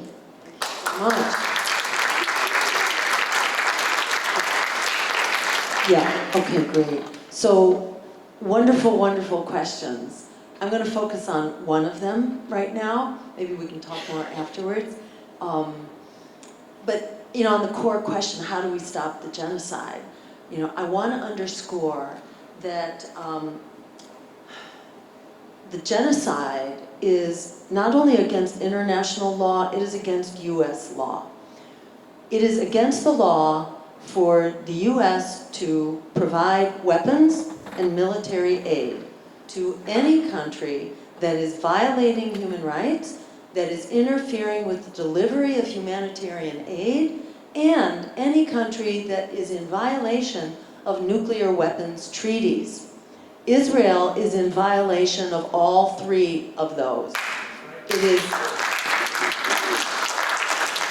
So it is actually a matter of U.S. law that the Congress cannot appropriate and the White House cannot transfer those weapons. And the White House has to approve the transfer of weapons. So the White House can shut it down. You know, by making our voices heard, we are the majority. We need to hold our criminal our criminal misleaders accountable for their warmongering. We need to build as big a movement as we can, and that's in the streets, it's on our campuses, it's through rallies, and it is through our votes. And you know, those of us who are working on this campaign know that we have the power, if democracy prevails, to win this election. If we don't win the election, but we get to say 5 or 10%, that is a huge sign that we are for the first time as an anti-war coalition, as a coalition on behalf of Palestinian human rights and human rights for everyone, that we are standing up together and we are not going to allow this. Let me also add that Israel is failing. Israel is failing. Its economy is in a shambles. It's very much having a really hard time, not only fighting Hamas in Gaza, but now extending the war and going north. Israel is in very difficult circumstances right now. It has never conducted a war for this long. It doesn't have the resources to do it. Already its economy is failing. Its tourist industry has failed. It has had to close a major port. And now you see countries who are beginning to boycott, and starting with France. And many people around the globe are calling for boycott and sanctions of Israel. It is, and many of the institutions of the UN are also doing this now. So this is pretty inevitable that Israel cannot continue this war. And now look who it's mobilizing against it. All of its neighbors, including Iran. It is very much outgunned here, and Iran can also bring in Russia. I mean, this is a very devastating war that we are being dragged into, and that is going to mobilize the American people as well. Every household right now is paying for this. It's some $22 billion that we've paid for this genocidal war over the past year. But we are paying $1 trillion a year for the endless war machine, which does not make us safer, does not make the world more secure, it does exactly the opposite. So it endangers us and it is impoverishing us. And every time we get to the microphone, we point that out. For the average household in America, we are paying $12,000 per household this year on average to maintain this endless war machine. So the American people reject this on many counts. We need to end the genocide, we need to end the endless war machine and empire, and there's every reason for the American people to stand up. So we are on very solid ground here, and we have to just keep up the fight. We will prevail.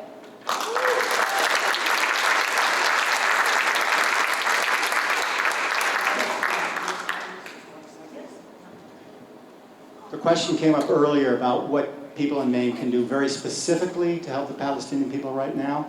When you wake up in the morning, look up the phone number for Senator Angus King and ask him to support what's called the Joint Resolution of Disapproval of the recent arms transfer agreements to the United States, to Israel. Politicians will change when the opposition gets vociferous and consistent enough. Joint Resolution of Disapproval, Senator Bernie Sanders. Let's give our speakers another round of applause.